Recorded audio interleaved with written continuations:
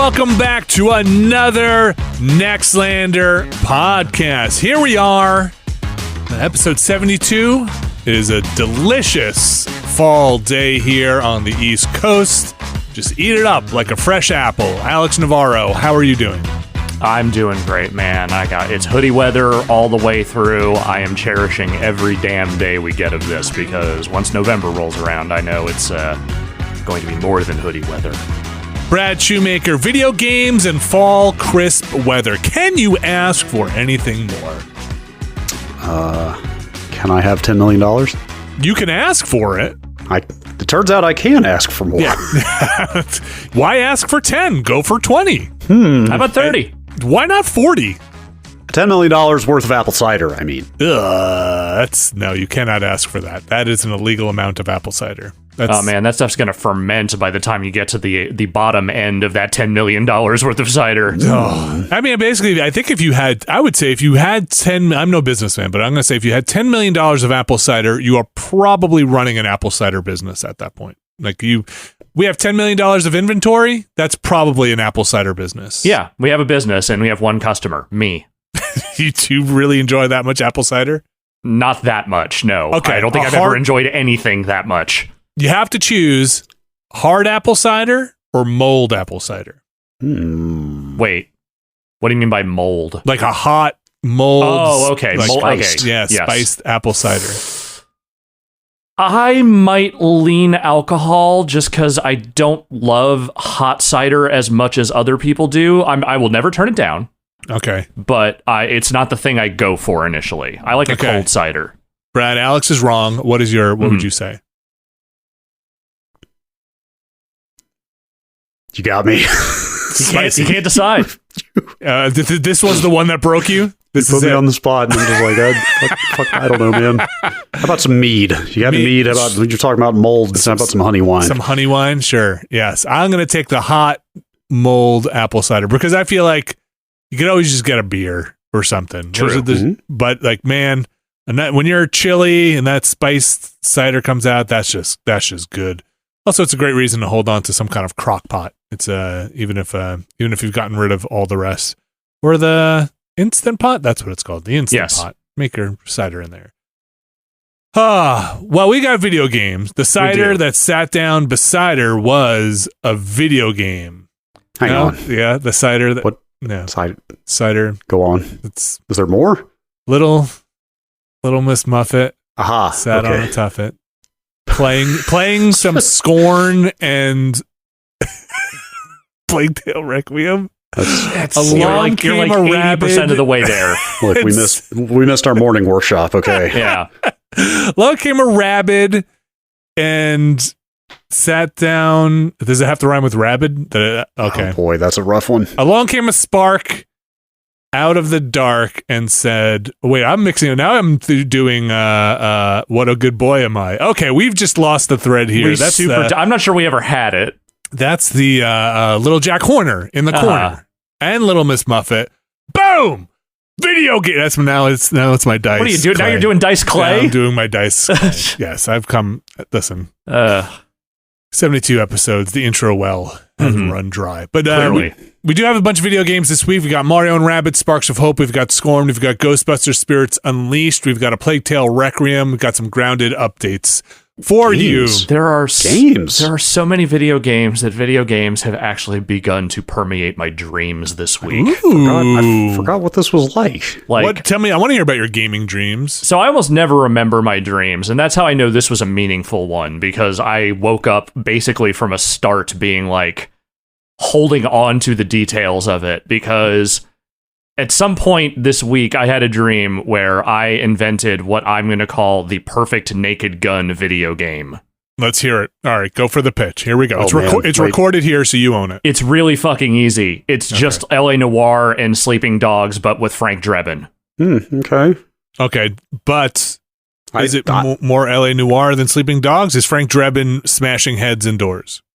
I mean, the interrogation mechanics from L.A. Noire need basically no tweaking, especially to the facial animations. They might as well just stay as they are. Okay. But yeah, the idea, I've always enjoyed slapstick comedy in games, and I'd always bemoan the fact that very few games ever actually try to do it well.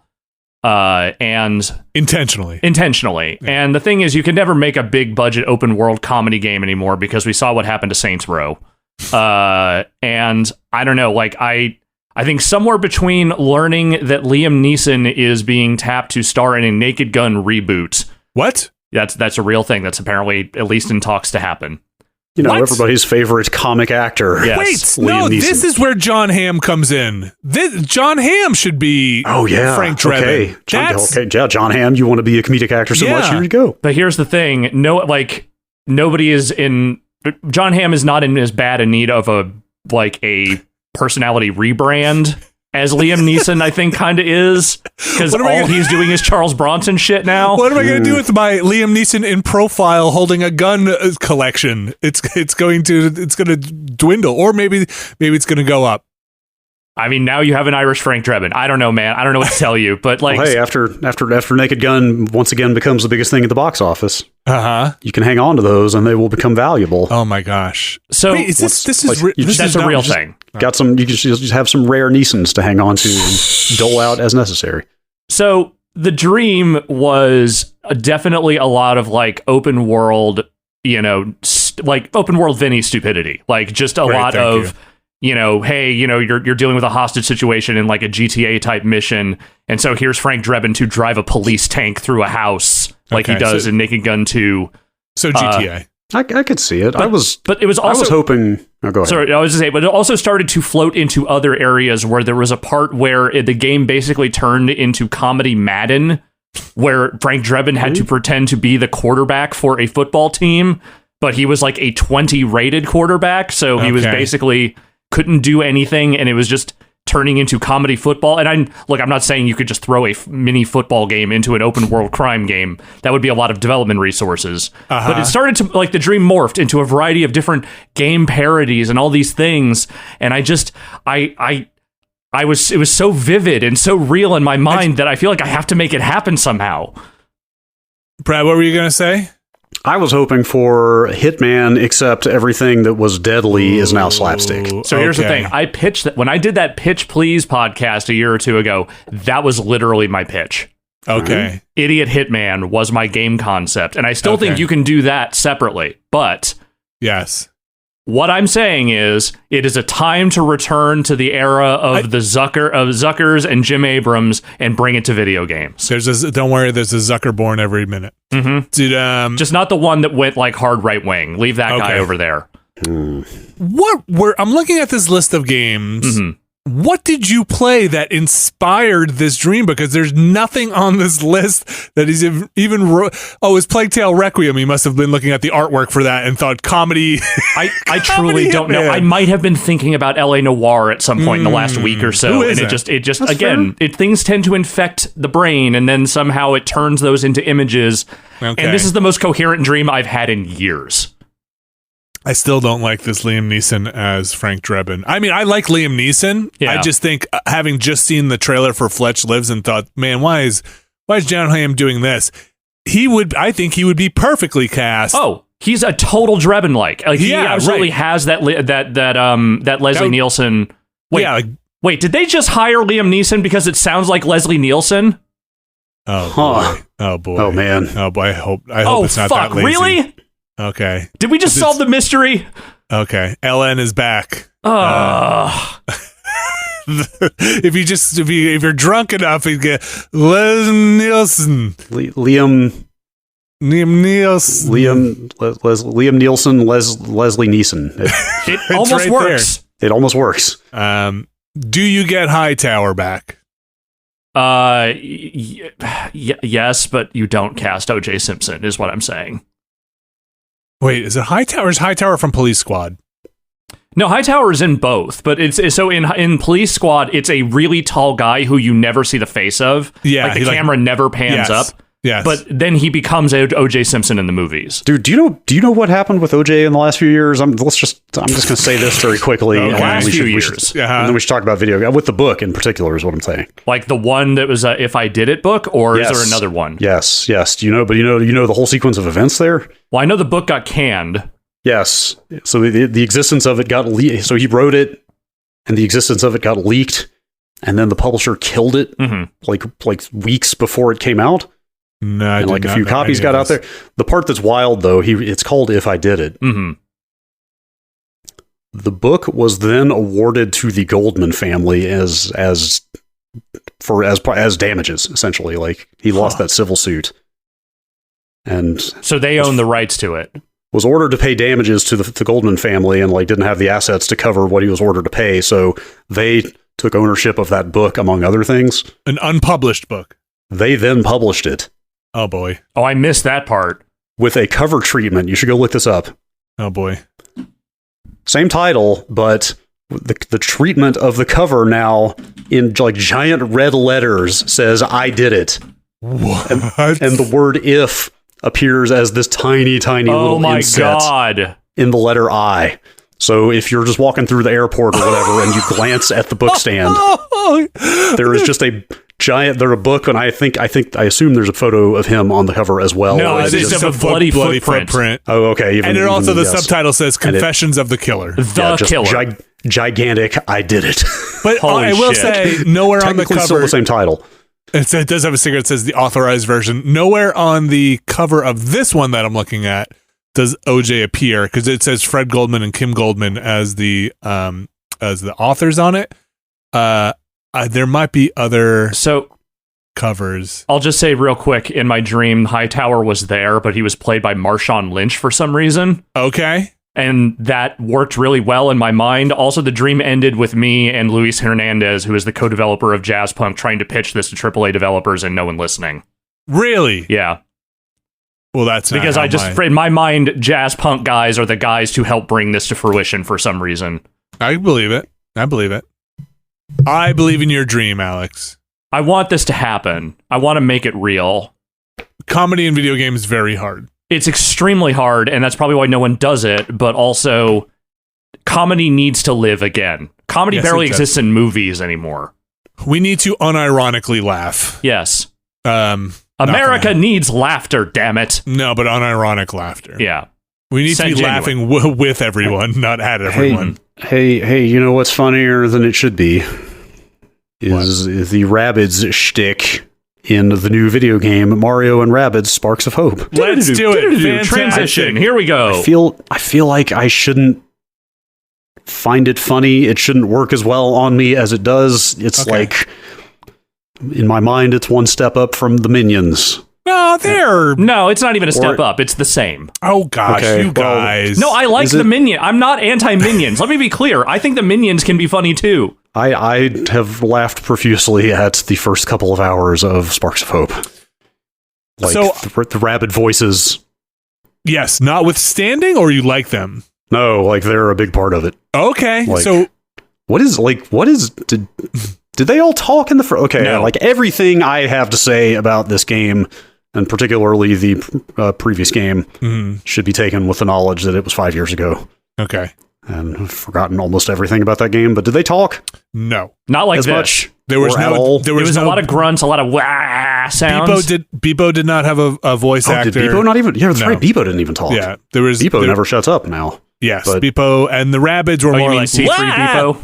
C3, yes. Okay, sure. Dude, I like Rabbid Luigi's voice is like not even remotely anything to do with Luigi's voice, and I find it very funny. Okay, this is the thing that throws me, is that yes, Rabid Luigi is basically one of the Burger King Kids Club members, but they made Mario Rabid, like Rabid Mario, sound more like Mario than Chris Pratt does, and that shit is really fucking insane. From what I've seen so far, Rabid Luigi gets full lines, and Rabid Mario mostly is still just grunting and like single words here and there.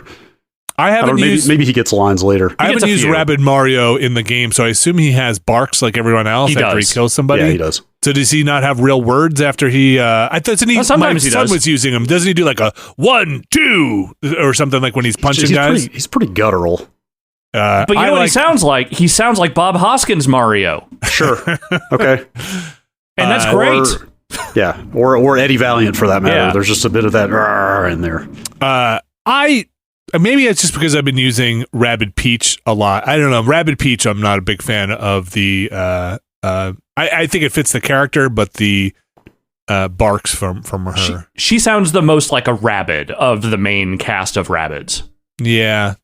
There's still a little bit of that like wah to it.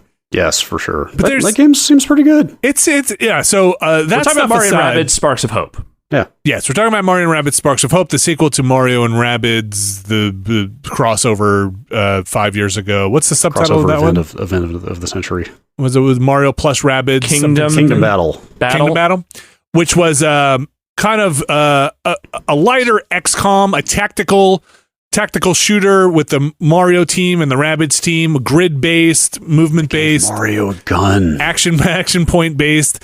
This one... two guns. This is two guns. This one switches things up a bit and lets you kind of freeform run around within a zone of movement on your turn. And that's maybe the biggest difference. It's a lot more kinetic and a lot less turn. It's still turn-based, but what am I looking for? Grid-based. It's a lot less grid-based. Less gritty, yes. The movement is just different because, like, you're not expending action points to move anymore. You can, within certain constraints, you can run around within a defined range as much as you want on your turn. And reposition between characters. The only restriction that I know of is that once you shoot, you use your primary weapon, your gun, you can't move anymore. And that's different.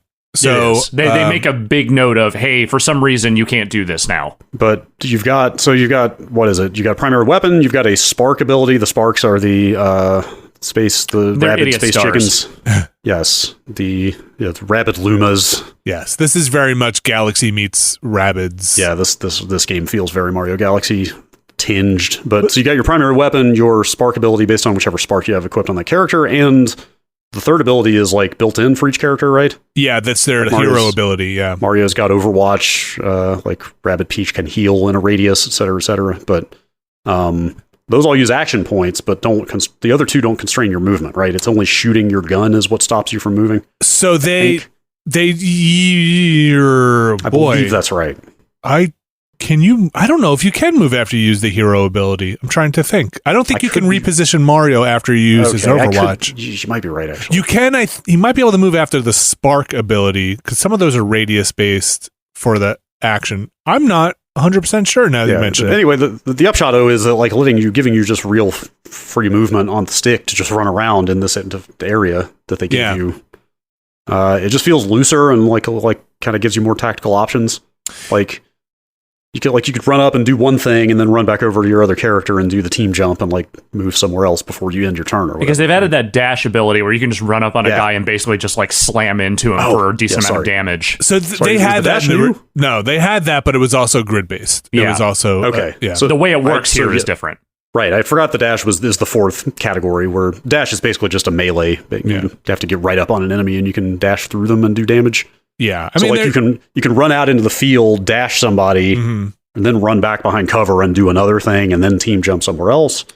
So the two big places it's cool. It's different for sure. The two big places I've seen it come into play are the team jump stuff. You kind of have to position characters in certain ways so that they're within the movement boundary of each other. So you're constantly moving a character around for a team jump, switching back and moving that other character to someplace else tactical.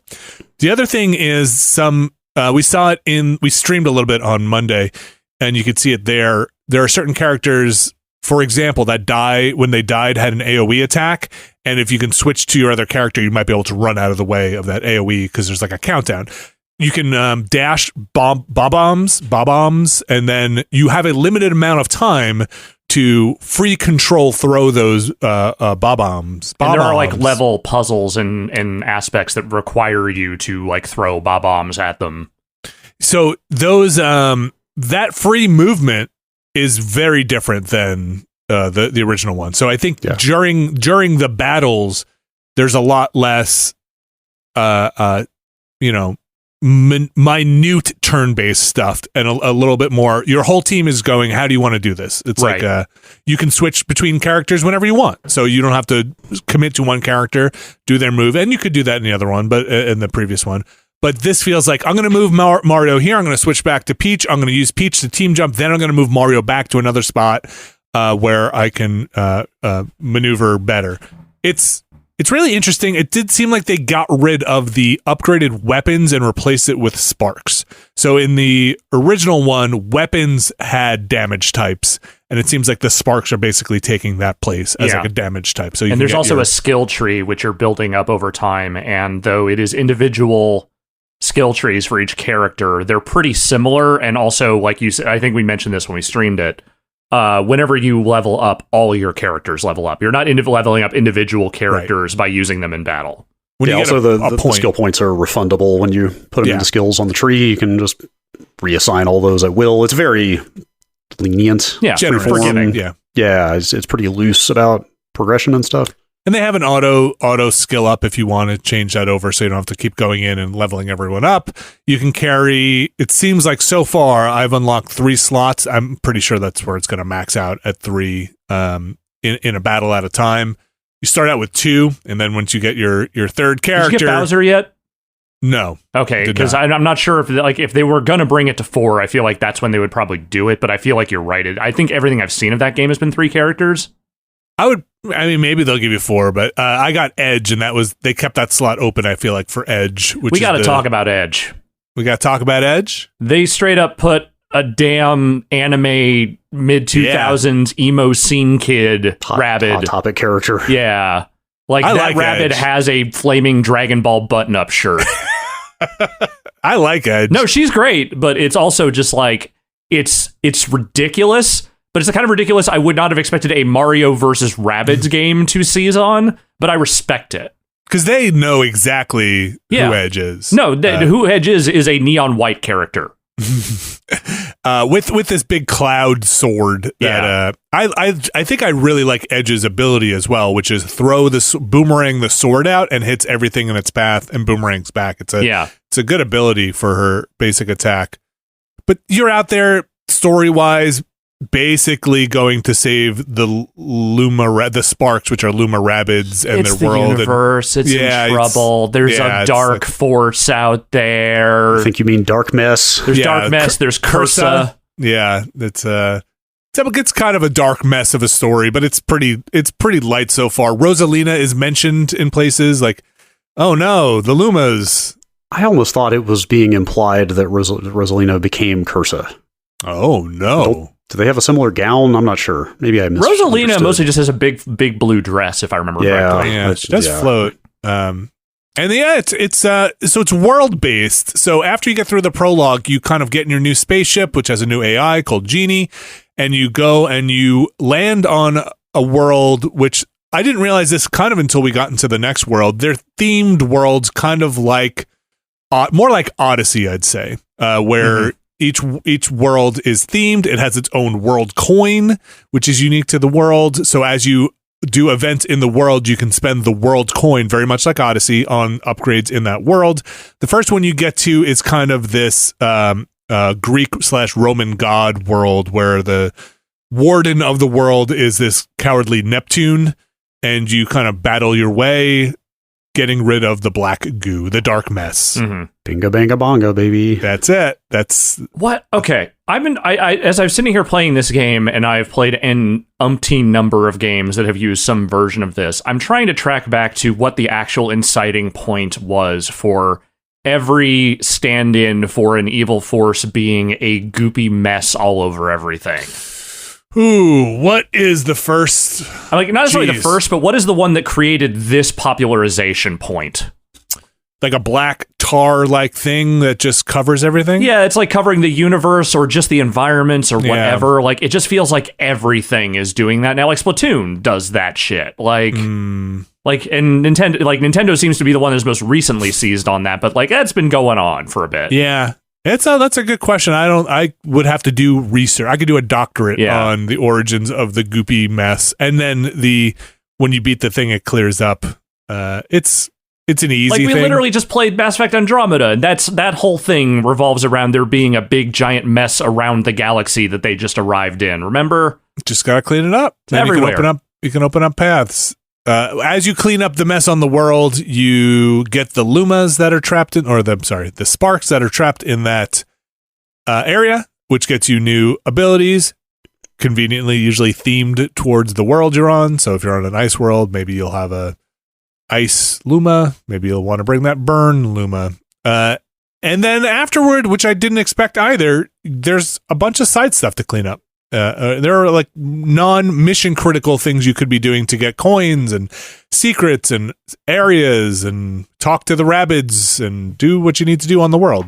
Some of the writing on the Rabbit NPCs is pretty funny. It's not bad. The first one was also pretty well done. Yeah, the sense of humor is pretty good. But yeah, I'm still on that first world. I kind of have ignored the story a lot and am just running around. Like there's a lot of little environmental puzzles to solve. Mm-hmm. Yeah, and stuff like just real minor. Mostly seems to yield those like the world currency. Yes, the world coins. Get the cube, get the triangle, put the pyramid in the pyramid box. There's a bunch of random fights to get into around the map and like a bunch of little side quests and puzzles to solve. It's like there's a decent amount of meat on it, it feels like. It's very like I think that stuff is pretty novel. I've enjoyed exploring what little I've explored so far. I do feel like the frequency of battles, and especially like low level battles that don't really do much other than remove some enemies that are wandering around the world, like I feel like it's maybe a little high. You get your experience from completing a battle. We talked about this on the stream. I don't think you get more experience for killing more enemies because there are a lot of battles that you could infinitely farm like that. So it's probably battle based, but you do get some XP.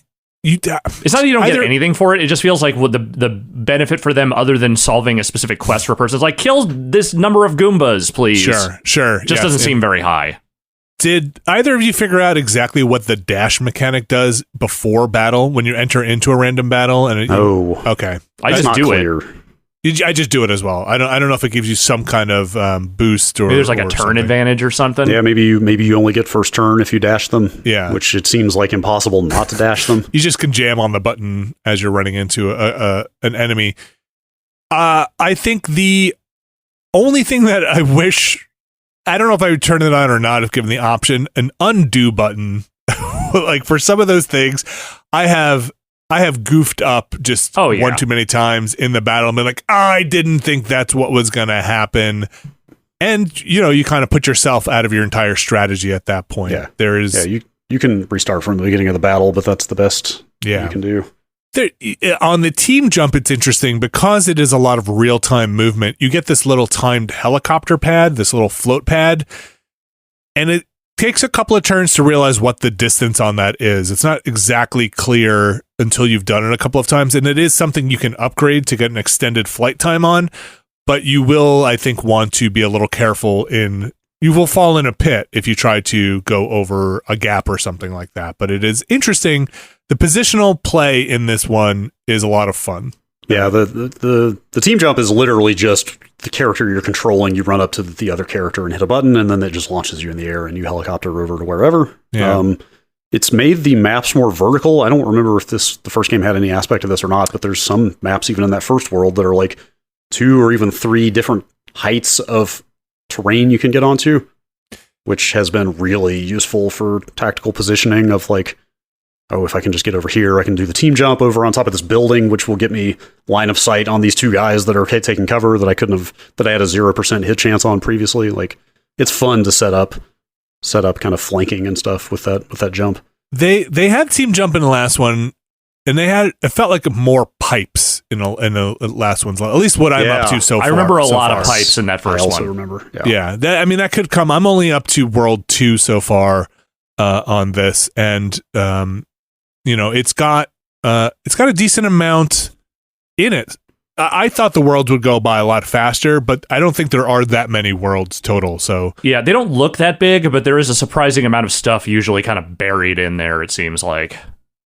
And the weird Rabbid universe that we are now in is it's weird. The Mario Rabbid world Splinterverse is an interesting one. I don't know if this is like the result of changing of the guard at Nintendo or whatever, but like just letting other people go a little wild with Nintendo properties is kind of nice to see. It is, but again, it's also very funny. And I mean, this is the case of the first game, but especially obvious here when they kind of intro with him doing his cool gun pose. It is very funny the second they give Mario to someone else, they hand him a gun. Yep. Sure. It's good stuff.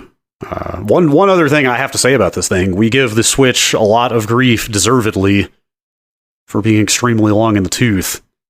This is a damn good looking Switch game, and it runs very well and looks very sharp in handheld mode. Yeah, I was like even shocked. in handheld. Okay, I hadn't tried it in handheld. I played a bunch of it in handheld mode so far, and I was just like, damn, this is like nice, steady frame rate, like very sharp looking, like one of the better looking Switch games I've seen in a long time. I can't say that looking at it on my TV has been super impressive. Like, it looks nice, but there's definitely a little bit of like, you can kind of hone in on some of the details. They're kind of fudging a little bit. But like in handheld mode, yeah, it feels like that game works the way it's supposed to. My only performance complaint are very small loads going into menus and stuff like that. Seems it going into your where you upgrade characters, and when you load into a menu, it doesn't happen immediately. You have to hit like a little bit of a load. Sometimes going into houses on the map gets you into a load screen too, and sometimes there's nothing in there but a little Rabbid dialogue, and that feels like a waste of my 15 to 20 seconds, which isn't a big deal. It's just one of those things that performance-wise, I'd appreciate if there weren't a load going into the map or something like that. That's about it. Yeah. It's very small. But other than that, I'm enjoying it. There's a decent amount of complexity in your build, and I think that's going to be interesting. How you build out your Luigi's from how I build out my Luigi, I think is going to be very different. What you think the spark you should be using? I appreciate that the class for Rabbit Luigi is described as pest. And regular Luigi is sneaky. I mean, he's a sniper. That's it. He's a sniper man. I mostly, I want to say I used Rabid Mario, Rabid Luigi, and Mario. You couldn't change out Mario in the first one? You could not. He was in everything. Can you change him out here? I haven't even tried. I've only swapped out the other. Yeah, you can swap to any pair of heroes you want. Was it 4 in the first one? I want to say I had a healer in there too, but maybe I didn't all the time. It was all the current characters minus Bowser and Edge. Okay. In the first game. Do you remember how many at a time? I thought it topped out at 3. I think it topped out at 3. That's what I thought finish too. The game, but I remember 3. Because I remember thinking Rabid Mario was awesome. He had this ability, kind of like Edge, where you could draw people in and then suck people in and then do a super that hit all of these people. He had a big hammer in the other one. And then Rabid Luigi was just ruthless with his sniper stuff on Overwatch. He would just take people out.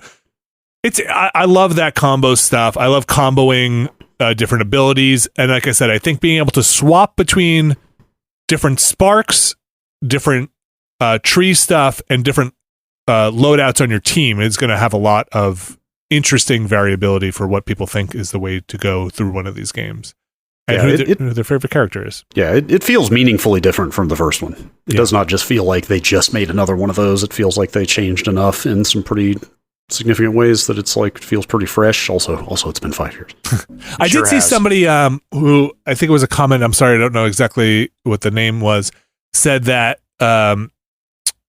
Firaxis and was it Midnight Suns? Is that is also going free movement on the turns. I believe they are, character. yeah. So maybe that game also has like a whole card system to it, though. So I think the similarities probably begin and end there. But maybe cards are just sparks, man. Yeah, you never know.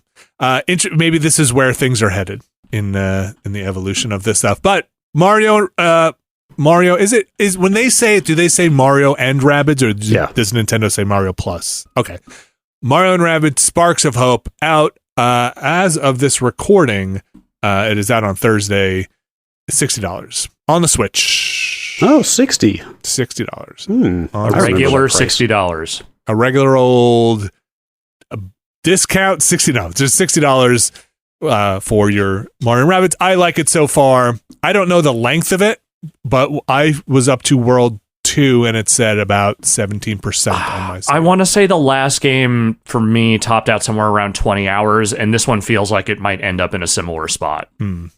We shall see. Let's take a quick break. We'll come back. We've got more games to talk about. That's not it. We're going to take a quick break. We're going to come back and talk about Scorn, Ghostbusters, Plague Tale. You won't want to miss it. Stick around. This week's show is brought to you by Bespoke Post. Brad Shoemaker, are you ready for the fall? Hang on, wait, I'm going to fall? That sounds bad. I should maybe get some padding around here or something. Fall down, gear up. Oh. With Bespoke Post Box of Awesome. They didn't even tell us to say that one. No, that's just pure Caravella. That's just, you get that one for free. No matter what you have going on this season, the Box of Awesome has you covered. Box of Awesome is a bespoke post that puts together like a little gift basket for you, and you get it. I've gotten like a luggage bag, a giant's knife, a pen now, a very nice pen, some whiskey tumblers, some oils that you put the sticks in with the diffusers. Sure. Yeah. Hey, they're good. They came in handy. We put them in the bathroom. Like we're like, oh, okay. Like we'll put these in the bathroom. I don't like the lighting of the candle in the bathroom, like because then you have fire going in there and it burns out and the whole thing. Never do the whole just strike a match. No, this is a little bit better than just keeping a box of matches in there. It's a box of awesome, not a box of matches. Hey, to be clear, boxes of matches can also be awesome. Well, you don't know what you're going to get until you take the quiz at boxofawesome.com. Maybe just select matches for everything. Your answers help them pick the right box of awesome for you. They release new boxes every month across a ton of different categories, and each box is valued around $70. But you're only going to pay a fraction of that price. Plus, with each box of awesome, you are supporting small businesses. 90% of everything that comes in your box of awesome is from a small, up-and-coming brand. You know, like Nextlander. Up and coming to you. Perhaps an up-and-coming small matchmaker.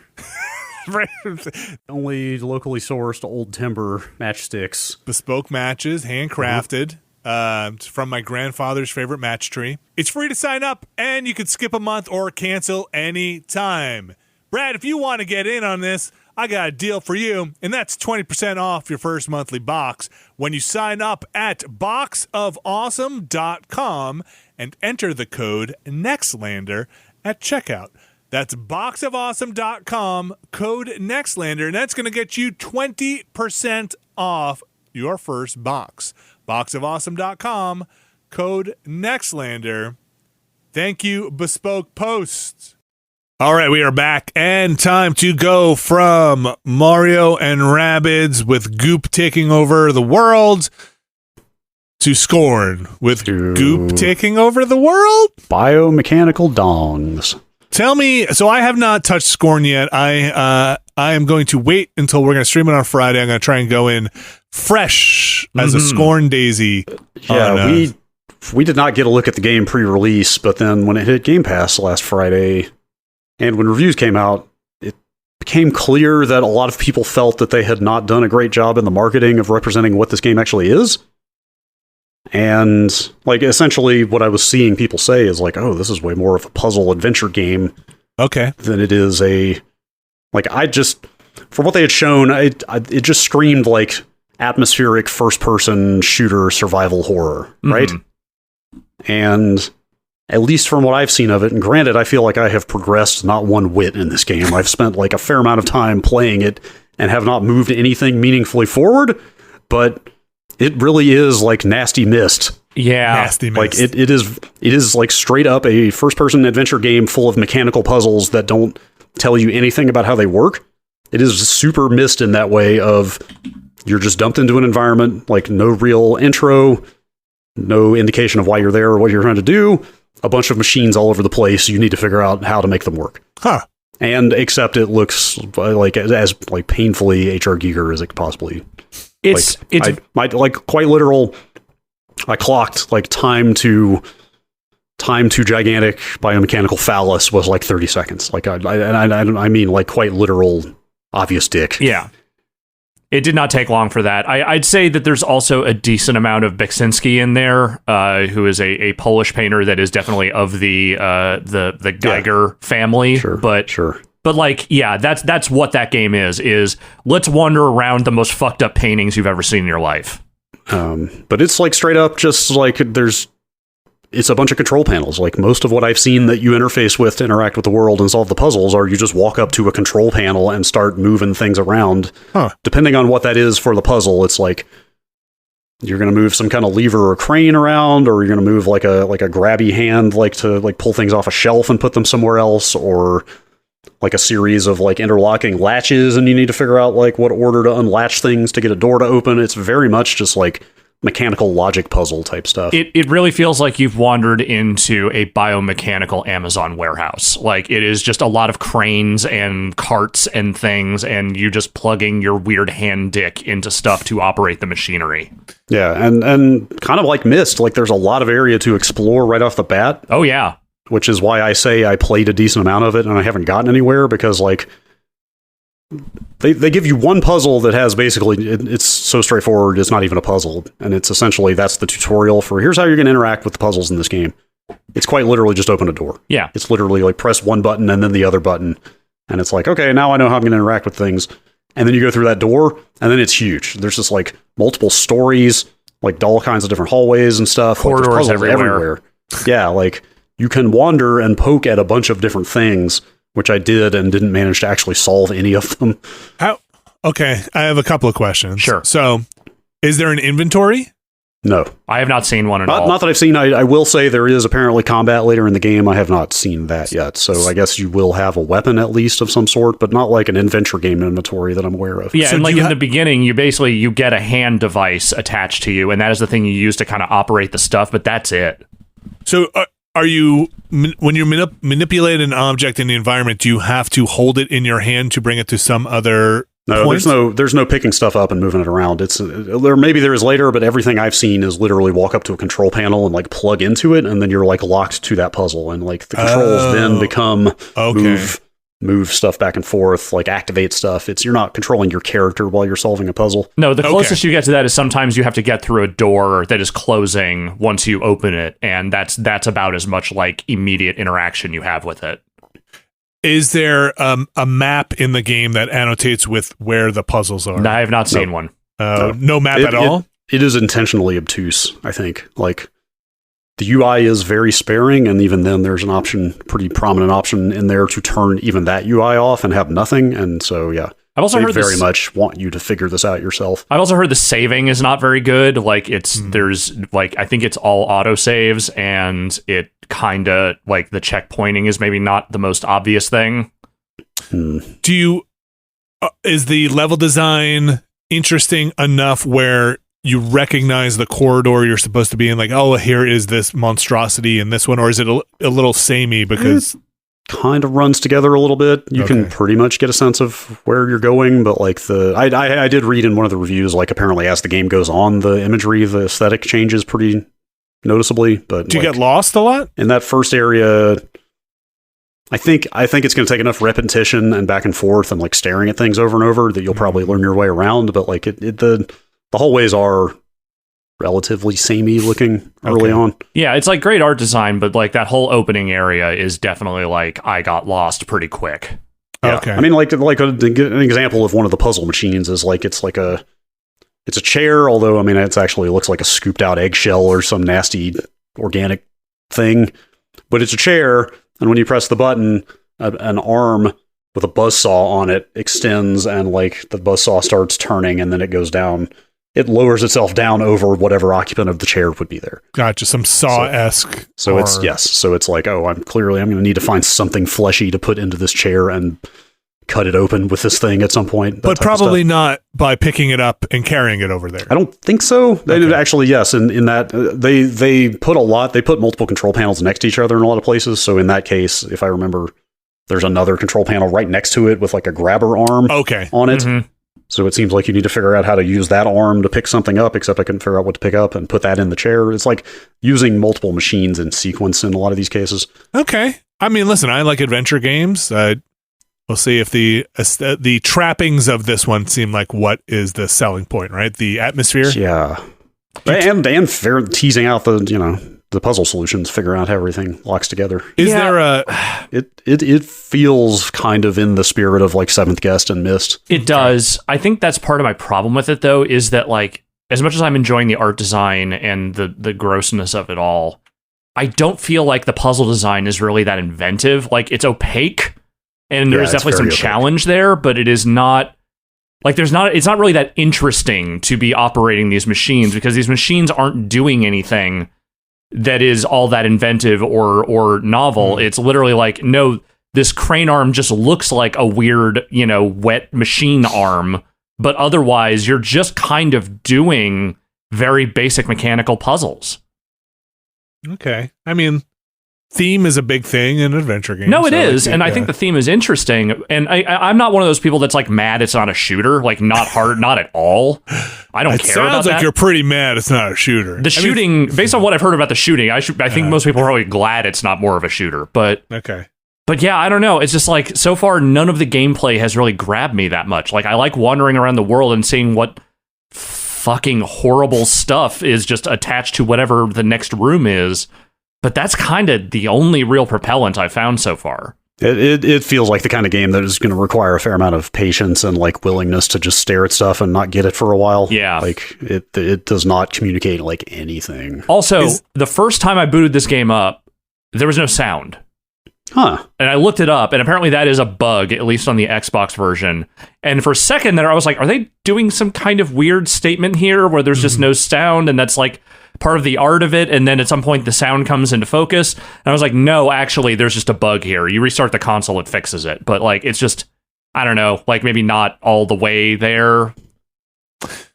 Is there a bigger story that you're let in on, or you just wake up and you're... There's a short intro that's really well produced, but doesn't really... It does some interesting perspective, like flipping between two realities stuff. Okay. But there's no actual narrative to be gleaned from it, unless you think like seeing your character agonizingly crawl towards some spire and then fall through the floor and like wake up in some bone cocoon. Ew. It's like, there might be more implied narrative later, but it's very much a tone and aesthetic kind of thing. But I'm really interested to play more of it when I have more time to like kind of really, again, I think you're going to have to kind of beat your head against it to make any real headway. We're going to take a look at that on Friday. I'm going to try and jump in there fresh. Yeah, I think free. I think it would probably be entertaining for people to watch. That is available on Xbox and PC, $40. Also, as Brad mentioned, on Game Pass. Currently. Also, runs very well on a Series S, just because the topic of console game performance is in the news and on people's lips. And also, I've got a weird story about that for probably the next game. The next game being Ghostbusters Spirits Unleashed. It was multiplayer Ghostbusters. The dream has been realized. It was interesting to me when we did our stream on Monday and we said we're going to play some Ghostbusters. Seemed like more than a few people in our chat said there's a new Ghostbusters. I don't know if this game has been getting a lot of boost or talk or buzz, whatever you want to call it. But Alex, you mentioned during the stream, this is from the people that made the other Predator Hunting Grounds, which was another asymmetric multiplayer game. Yeah, that was a game. It was like one person is the Predator. There's a team of commandos, and whoever wins, we lose. Yeah, this is Ilphonic. Did they also do the Friday the 13th game? Did they do that one? I thought that was a different studio, though I could be misremembering. There are a lot of these types of games these days, you may have heard. It's what the kids are into. I mean, Dead by Daylight was the one that kind of caught on big, right? Yeah. Dead by Daylight is the big one for sure, as far as I know. But yeah, so this is, I'm just going to say right out of the gate, I did not like their Predator game much at all. I thought it was pretty weak and pretty middling as far as like the actual gameplay went. This is a big boost in terms of aesthetics and capturing the sort of Ghostbusters object fetishism that is rampant in that fandom. And the gameplay, I'd say, is slightly better. Dude, the hub is just the firehouse. It is. Firehouse. They just let you run around the firehouse. And Winston's there, and Ray is there, and Bill Murray is not there. They let you slide down the pole. Yep. You can, yep. They don't let you play the arcade games. Friday the 13th is one of their... Oh, that is Ilphonic. Okay. Ilphonic also did.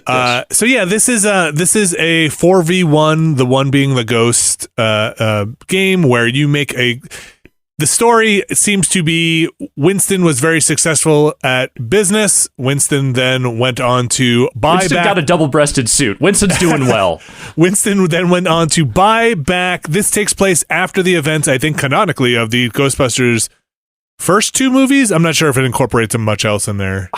So Afterlife is the one that is considered canon, I guess, now, because they're really trying to push that shit hard now. Ray does mention Egon's granddaughter or niece. I'm not sure. I haven't seen Afterlife. Is one of the kids, okay. yeah. Yeah, so I think by name, and I think it was referencing that character. So Winston buys back the firehouse, and there's a kind of an intro cutscene where everything that was there is then scooped out of it, and it is remodeled to kind of go back to where the original Ghostbusters firehouse set was. Yeah. And then it is Ecto 1 is there, the pole is there, the science lab, Ray's Books is right across the street. The toaster, that dancing toaster is there. Bunch of goodies in there for the nostalgia. And then the gameplay, you make your Ghostbuster, you get some customization options. You are a new recruit. They are recruiting up for the Ghostbusters, trying to rebuild the brand and rebuild the team. You have a new Janine, basically. She's more like a producer of the Ghostbusters. Kat, right? I think is her name. She's your kind of go-to person for missions and stuff. Take a mission. 4 Ghostbusters go out into the field. You and 3 other friends, or 4 randos, and then 1 person will be a ghost, and you hunt the ghost or haunt with a proton pack. Yeah, you're going out there. You're shooting a proton pack to tie up the ghosts, trap the ghosts, weaken them, disrupt the rift. Straight up run around with a PKE meter to try to find where the ghost is. They can identify, or they can disguise themselves as household objects. Yeah, the ghost, when I played the ghost, you could basically haunt an object or possess an object. The ghost objective is to raise the haunting meter of the level you're on by either haunting things, scaring people, attacking Ghostbusters, etc. I keep swinging between I like this game more than it maybe deserves, and maybe I don't like this game as much as I want to. I think that's I think that's about where those are the 2 ends of the spectrum I keep kind of rolling back and forth between. Like you said, all the Ghostbusters imagery is pretty good. Yes. Just being able to run around and shoot a proton pack in first person is pretty Throw good. a trap, open the trap. It's fun. Well, first of all, we'll get into this later. It's got some issues, technically. Mm-hmm. I feel like I've only played the Ghostbusters. I have not played a Ghost yet. And I played some matches with randos this morning. I feel like it does not give you a lot of feedback about what you're doing wrong, because we just got worked by a couple of the ghosts where the process is, you tell me if maybe I'm missing something. It's I assume the more people that put tethers on the ghost, the harder it is for the ghost to get away, right? That is the way it's supposed to work. I believe when you're the ghost, you can X out of a tether by tapping it, and it gets much harder when other people... okay. Because and so you do that, and then you throw a trap out, and then... Yeah. Or if you're like ghost. any of the teams I played, all 4 of you throw traps out. Right, but so that was the point where the ghost just kept getting away over and over and over, and the game didn't feel like the game was giving me any feedback about what we were doing wrong, because I was like, okay, we're all shooting this thing. We threw a trap out. I don't understand why the ghost just breaks the tether every time and flies away. It's 2 things, right? It's the problem is sometimes the chaos of the environments makes it very hard to read what's actually going on. There's bystanders running around, there's stuff exploding, you're getting negative dollar amounts because you're destroying scenery. Actually, another part of that is that the range on the proton packs is really hard to tell. It's hard for me to tell if I'm just barely not making contact with the ghost. Yeah. And the other thing is just that I think... there's some neat environmental detail when the haunt level goes up. Its stuff gets progressively more slime. There's more garbage everywhere. It looks more the ballroom at the end of that opening Ghostbusters, bust than anything else. But I just don't think... Yeah, it's like you said, it's a visual readability problem. And it's also that it's pretty limited, because there's really only kind of 3 things you can do. PKE, trap, or shoot your proton pack. Yeah. And...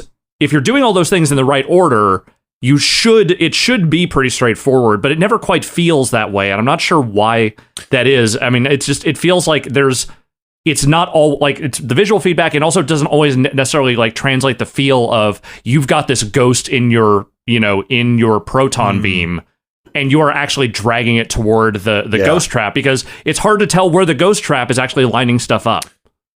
Yeah, you don't there's no button for shortening the tether. You have to walk backwards, which is a little bit of a problem, because the distance... is that what it is? See, I thought it was right stick. I thought you were supposed to like kind of paint with the right stick your aim to drag it down. You actually have to walk? I think you have to walk backwards, and then the aim on the right stick is up and down with your tether. I think it is. Yeah, so that's the type of stuff I feel like it does not communicate super well. The other thing is you can't throw the trap out while you are tethered. So it's one or the other. So I've seen a lot of people break their tether to throw the trap out.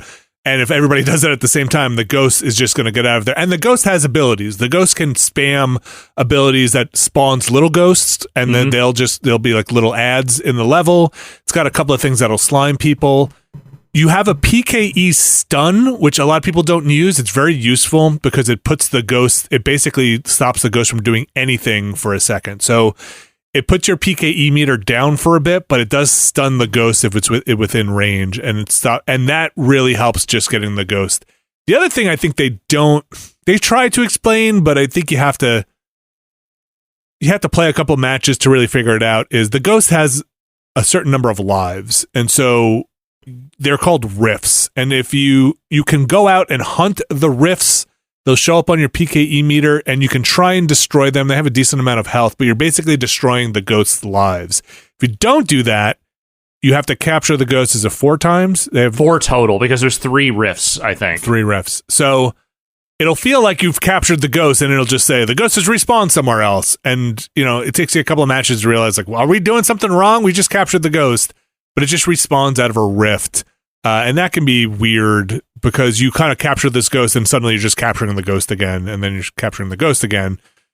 As the ghost, I think once you play the ghost, things make a little bit more sense in what's going on, because when I played the ghost, I was like, oh, this is what keeps on happening. Like, I get it. Like breaking the tether, or, or trying to get out of the trap, or, oh, this is what you hit when you're tethered to break a tether to spam this thing, and makes a little bit more sense, and what's been happening, or why are there so many floating chairs around this level, and all of that.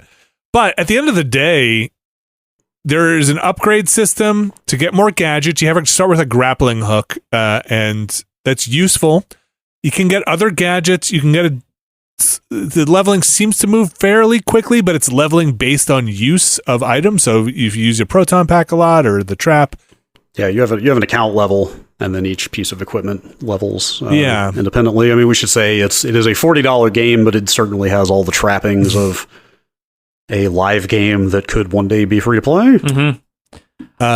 It's a little thin. Yeah. What happens? It's a little thin. It's a little janky in places. And I'm just going to say right now, I don't think this should have been an asymmetrical multiplayer game. I think this would have been a better game if it was just a 4-player PvE kind of experience, where, like, you had mentioned Phasmophobia when we were talking about it, as like, that game is a ghost hunting game, and you have to do some research and kind of dig into like what it is you're hunting.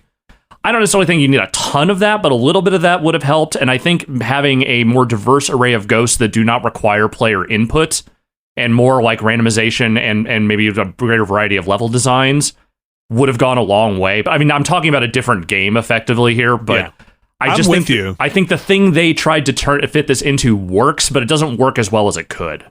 Yeah, like every rando match I've played so far has just degenerated into us running, like chasing the ghost in vain around the level for the last 10 minutes of the match, and losing it over and over until it finally wins. And playing as the ghost is not actually that much fun, I don't think. Like, it's not bad, it's just kind of boring. It's a little boring. Like, you're kind of just basically avoiding the Ghostbusters, trying to haunt as much stuff as you can, or scaring them, or sliming them. I think something where there was an escalation with the Ghostbusters would have been more interesting. Like, hey, the level starts off, you're kind of busting low-level ghosts, and then all 4 of you need to work together on a bigger baddie. Right. And there's really it doesn't feel like there's any escalation other than the timer maybe running out on the level, but the gameplay kind of stays the same throughout the entire session. There's no like, oh my gosh, this is really hard now. It's like, it's kind of the same. I mean, I think they're kind of fucking up if they don't do seasonal events and bring in some of, like, not just the movie baddies, but like some of the more memorable, like, real Ghostbusters, fucking various villains. But I'm not sure this game is really geared toward that. Like, I'm not sure that there is a way you can do like a big Gozer fight in a game like this, because it just doesn't seem like it's designed for it. I think you could have done stuff that requires multiple Ghostbusters to proton pack a ghost. Mm-hmm. Like, you can't single player it. Like, you know, you need help. And that's because the stuff I've played with randos is very lone wolf. Everybody's just kind of running around until you find the ghost. It gets easier when other people are there, but the teamwork is not incentivized, I feel like, in the early levels. There are other ghosts you can unlock, which have different abilities, but I almost wish, like, again, starts off with everybody can get their own ghost and escalates into something where 3 people have to be proton packing a ghost and somebody has to stun it or trap it or do something. Would have been challenging and fun, I think, to say, hey, you guys need to get over here. Like, I'm on trapping, you're on proton. My 2 cents, armchair development. Yeah. Look, it's not terrible. I wish I had a sense of more of what is in the game, but I have played at least half a dozen matches and have only seen that one map over and over and over, and that could just be bad luck of the draw. Are you doing quick match? Yeah, quick match just keeps putting me into that same lobby. Okay. Is that a museum or something? Yeah, so you can pick the map if you want, if you go to the other thing that's not quick play. And I did some stuff there because I didn't want to play with randos, and that's where you can play with AI as well if you want. I kept getting matched into, when I played by myself, I was constantly the ghost, and I wonder if that's because teams are trying to play together, and if you're a solo person, you might be the ghost. But there are like 6 maps, I think, in the game. Yeah, there's definitely more than one, I can tell you that. I would like to see some of that other stuff at least. The other thing, and granted I was playing it mostly pre-release, to be fair to the game, I've booted this game up 3 times, and I'm playing it on Series S. It has had 3 profoundly different frame rates every time I have booted it up. When I booted it up for the first time on that stream the other day, and I was getting like maybe 15 frames a second, like it was unplayable. Right. I was like, ooh, wow, is the Series S really like running out of juice already? What is happening here? The game crashed at some point, and I booted it right back up, and then immediately like steady, smooth 30. Okay. And then today, I booted it up this morning, and now it's running at 60. Oh, it's getting better and better. And they have very visibly also lowered the resolution because there's way more aliasing on it than there was the other day. So I don't know if it's been getting patched. It did get right after we streamed when I booted my Xbox up. A patch downloaded for that game. So it seems to run pretty well on a Series S now, but it sure did not the other day. No, I've heard about that console, that Series S. I hear it's a potato. We'll get to that in a second. Ghostbusters Spirits Unleashed. It's no Annie Potts. What are we doing? I don't know. You can't get Annie Potts in for a day? Maybe she's got better things to do. I don't think so. And I'm not saying this to diss Annie Potts. I love Annie Potts, but I feel like she is one of the more enthusiastic people from old Ghostbusters. Listen, if you gave me $5 Annie Potts vocal pack and I get to play as Annie Potts as my Ghostbuster, I am in. Oh, so like real Ghostbusters era where she became a Ghostbuster. Yep. I mean, if you get Rick Moranis in there... You will not get Rick Moranis in there. I'm telling you right now. $10. Ghostbusters Spirits Unleashed, available on everything but Switch, so Xbox family, PlayStation family, PC, $40, available now. My recommendation, see how they flesh it out over time, if you're on the fence. Also, kind of like we said, see what the player base looks like. Yeah. Because you don't want to be playing with AI the whole time. AI also was not that great when I played with AI. It's like functional, but that's about it. Yeah.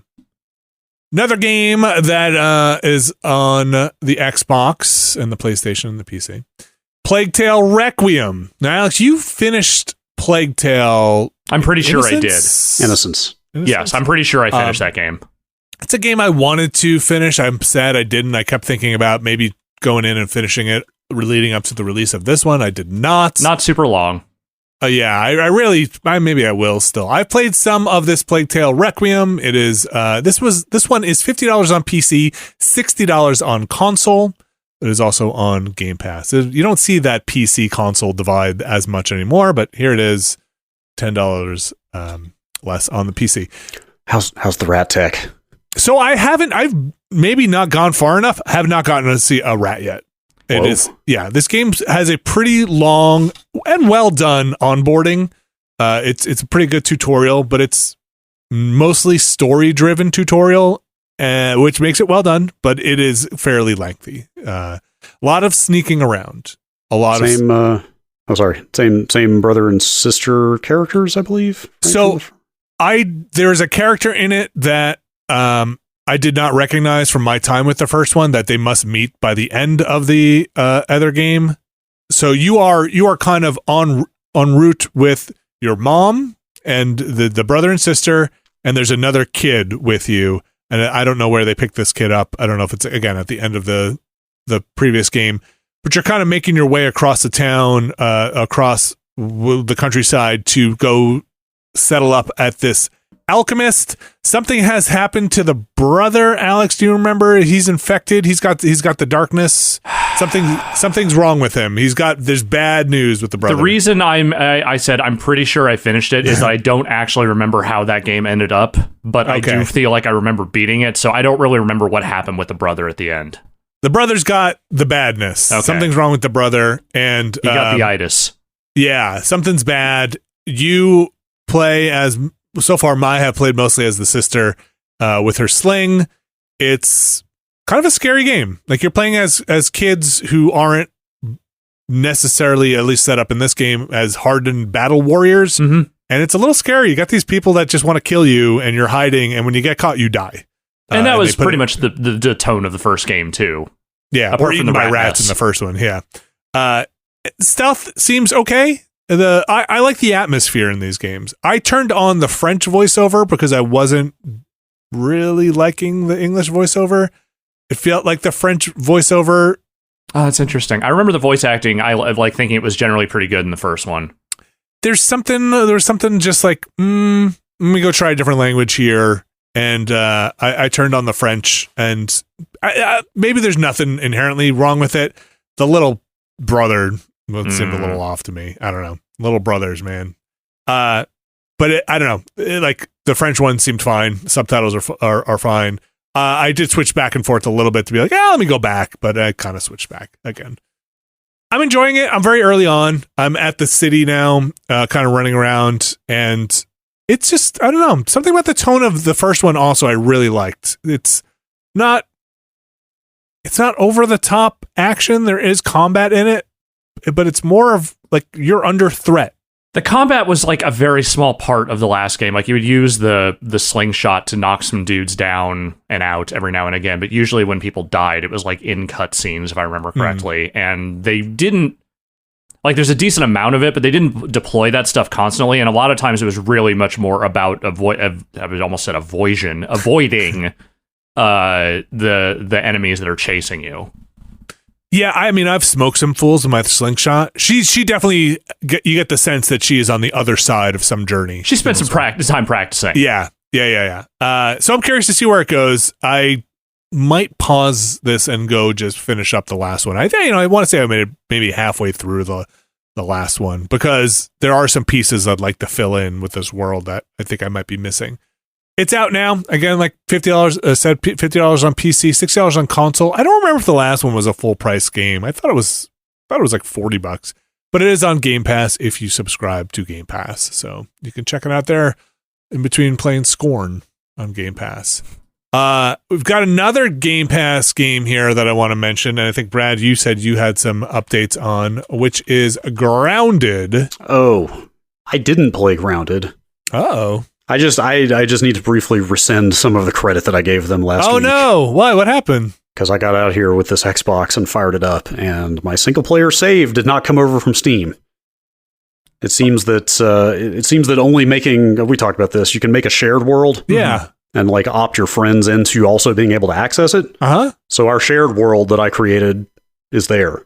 Yeah. But it seems like just because my other save is I made a quote unquote single player game on Steam and not a shared. Okay. I just assumed it would bring your whole save file over, but it's only shared save files. So shared stuff is hitting some server that can access any version of Grounded. Single player stuff is still on Steam, at least on the Steam version. And ironically, I believe you can turn a single player game into a shared world, right? Yes. So if I had just done that or made it shared, you could make it shared and never let anybody else into it if you still want a single player game that is cross-platform.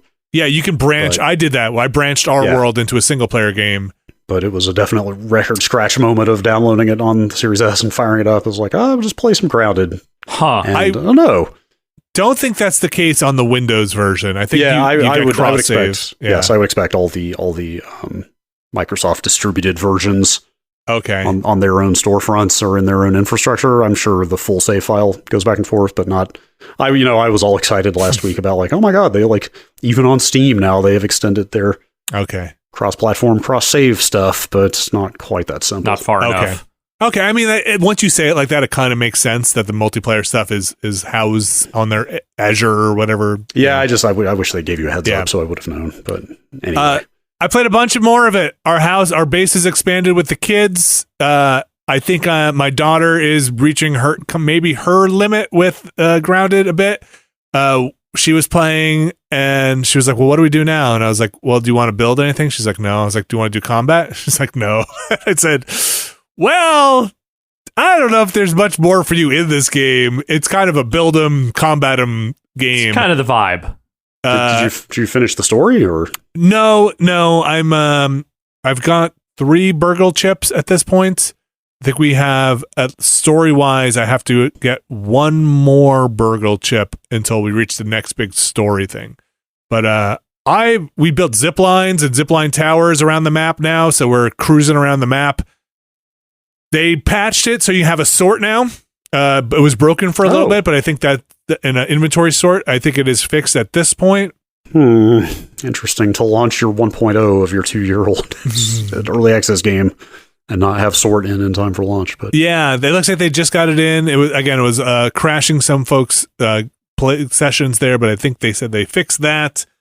They nerfed a thing that I had been using for the Haze Lab, which was this badge that said, it was an accessory item that said 90% resistant to, the poison that's around, 90% resistant, but you got full immunity. So you could just have this thing in your inventory slot and not be hurt by it. And they all nerfed or fixed, however you want to put it, where now you still take that damage again. And so now you have to wear the gas mask again. Okay. That was a bummer because I was right in the middle of doing that stuff when the patch came out. So there's that.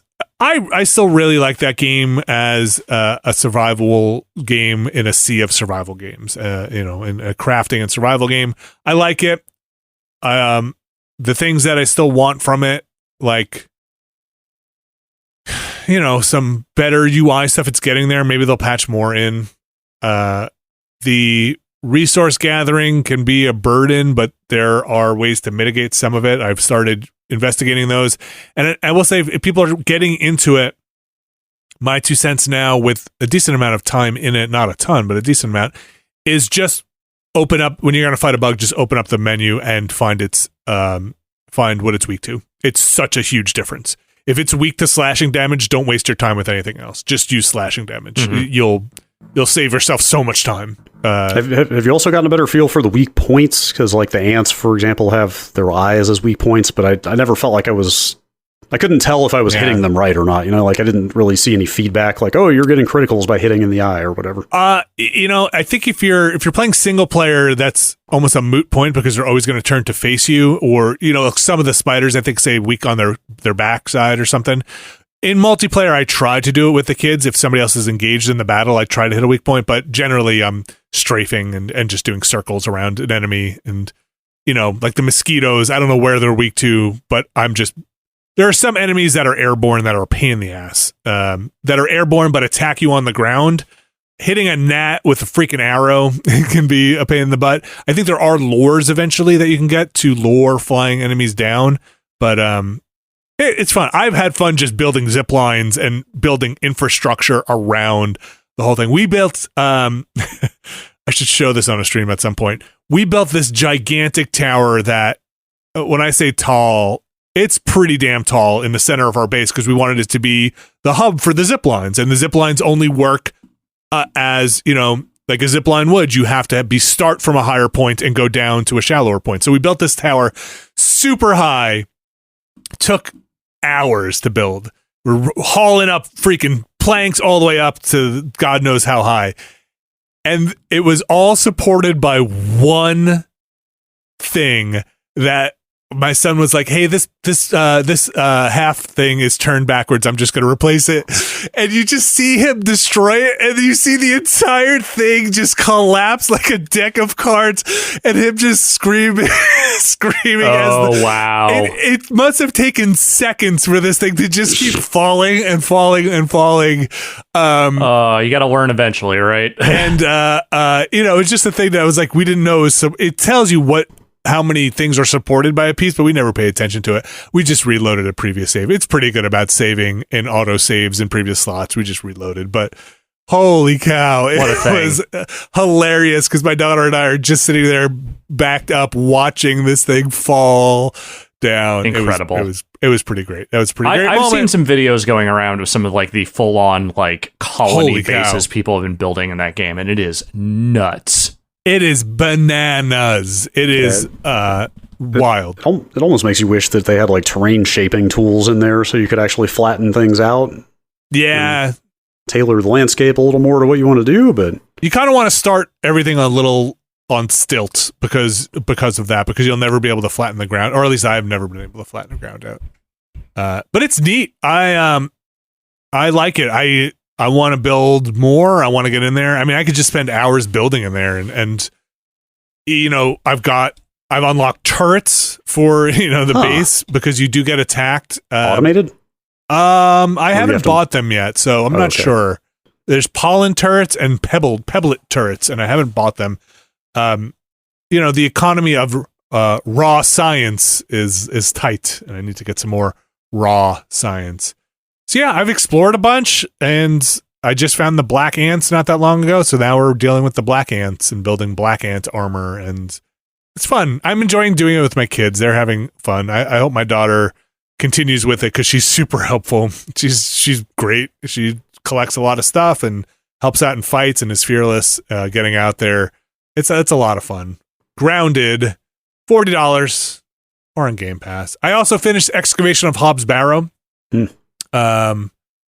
That game wraps up in a very adventure game way. It kind of takes a turn at the end where the puzzles get super end of adventure gamey, which means that they get a little obtuse and they kind of throw a lot at you at the same time.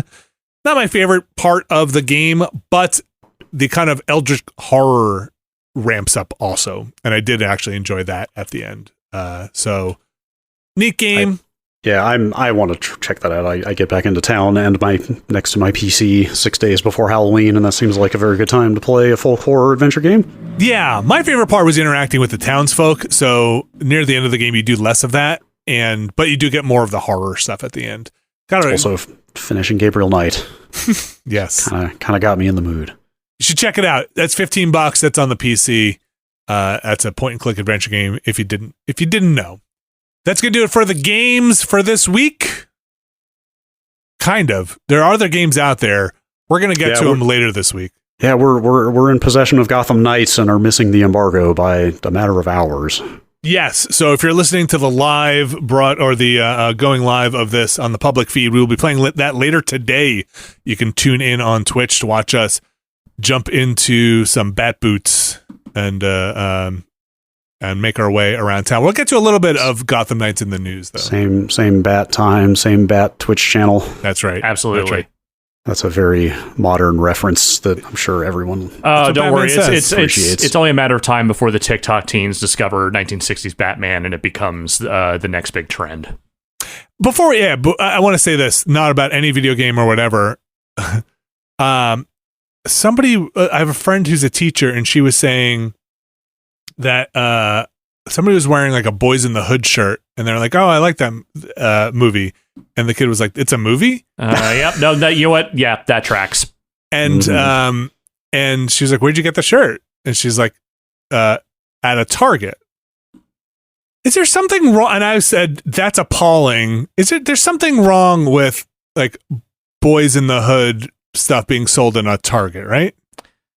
Wrong. I don't know. I just feel like at some point, like if you were a sufficiently popular enough 80s or 90s franchise, there will be some version of a apparel out there in mainstream stores. The same reason they were selling, Metallica t-shirts at fucking Old Navy or the Gap or whatever fucking, mainstream clothing store it was. Like, It's really just like hey, look, a vintage logo.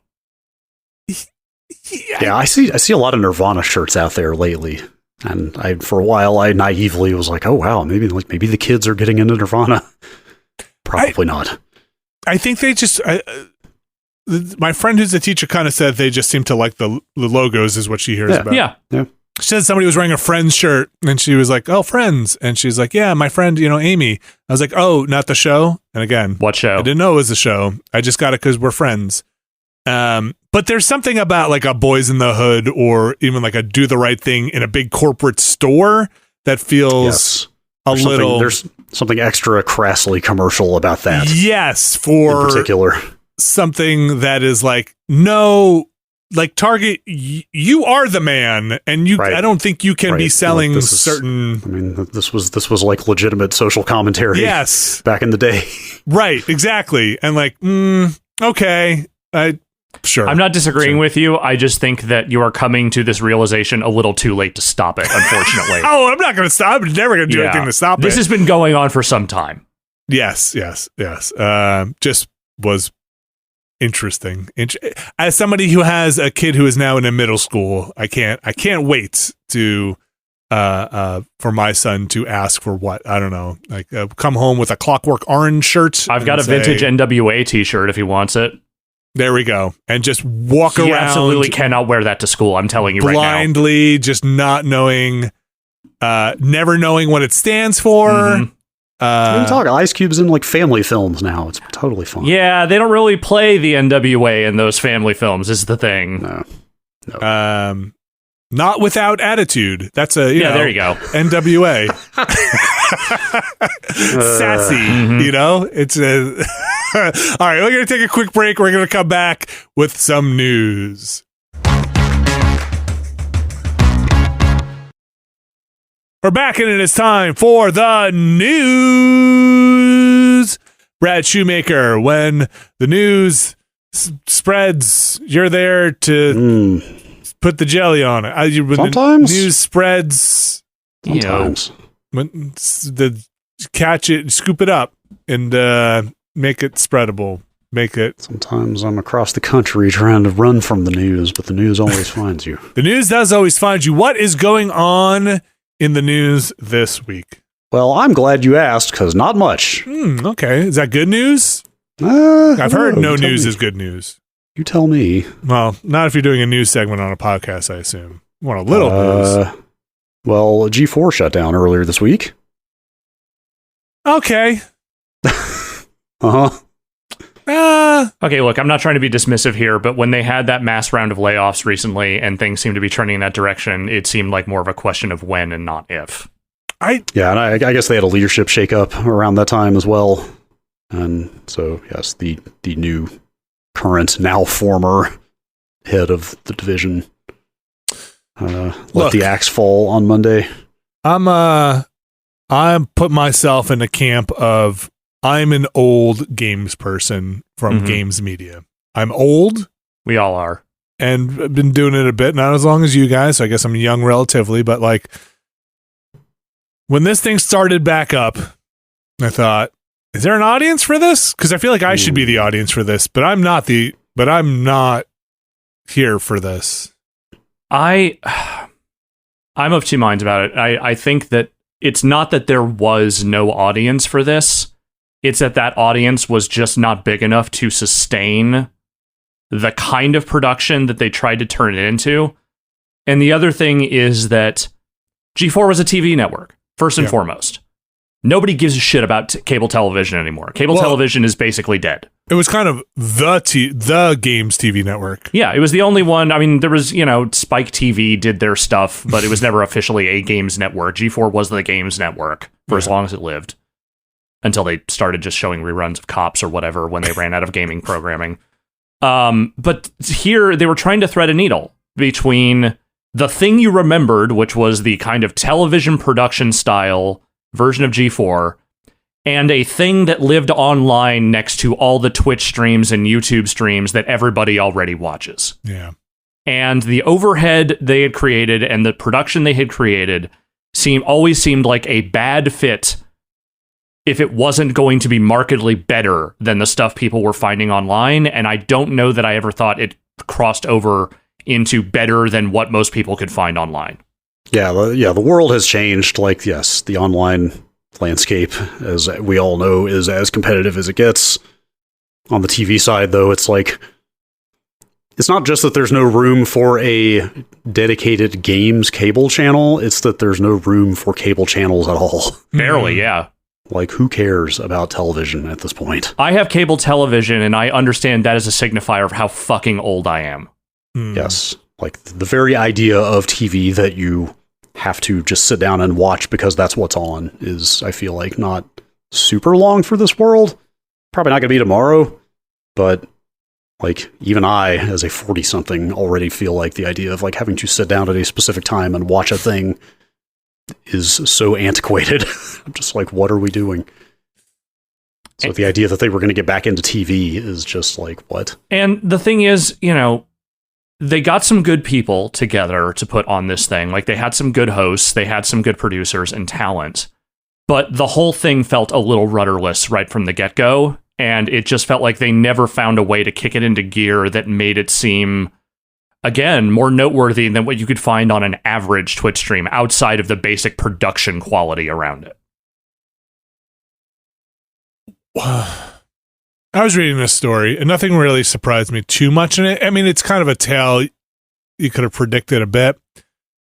The only thing that kept coming up that I was kind of not sure about is, what's a spectacore?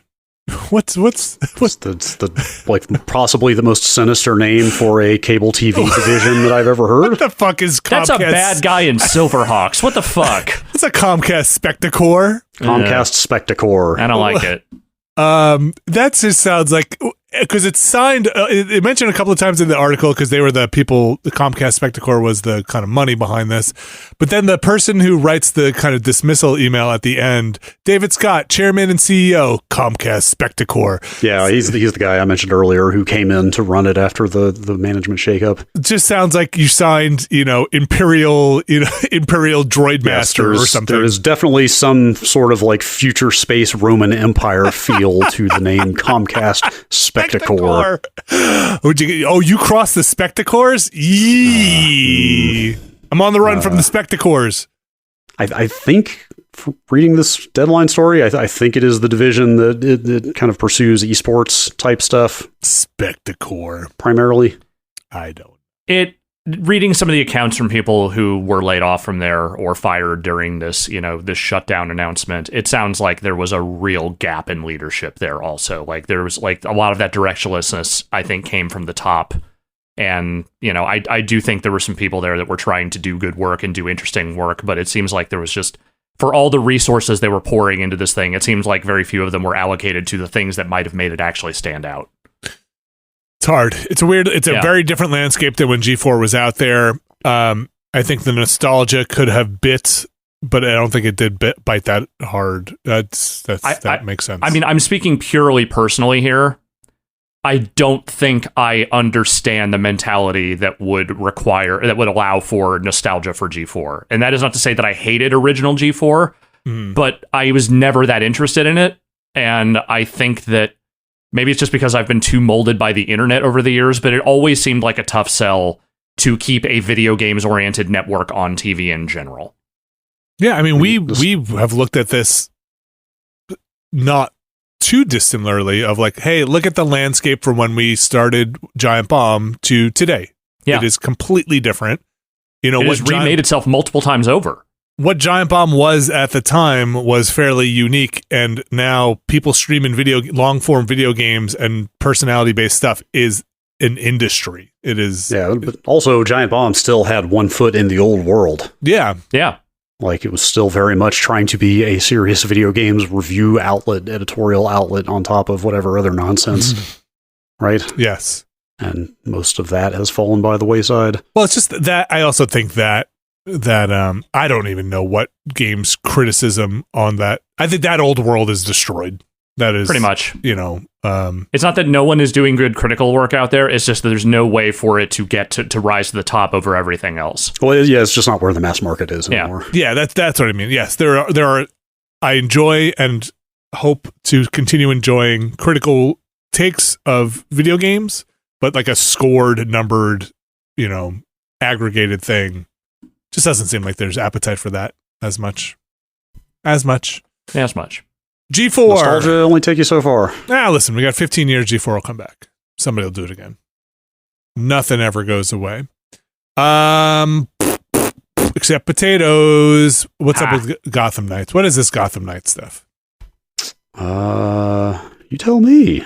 No, wait, we can't. I have some Gotham Knights to share with people later on Thursday in the afternoon. We're going to do some Gotham Knights, but there's a story about Gotham Knights, and it's, to repeat myself, a storied development. This game has been kicking around for a while. Some stuff has gotten out there. Brad. It kind of blew up over the weekend that Gotham Knights across all consoles will have only a 30 FPS mode, no performance mode to speak of. Man, I've been saying it since these consoles came out. Don't get too attached to your performance modes, but here we are. People are not happy. I straight up saw a bunch of people responding to this saying, I can't believe they're charging $70 for this if they're not going to put performance mode in. Wait, what? I don't know what those expectations are. That is. We broke something along the way, didn't we?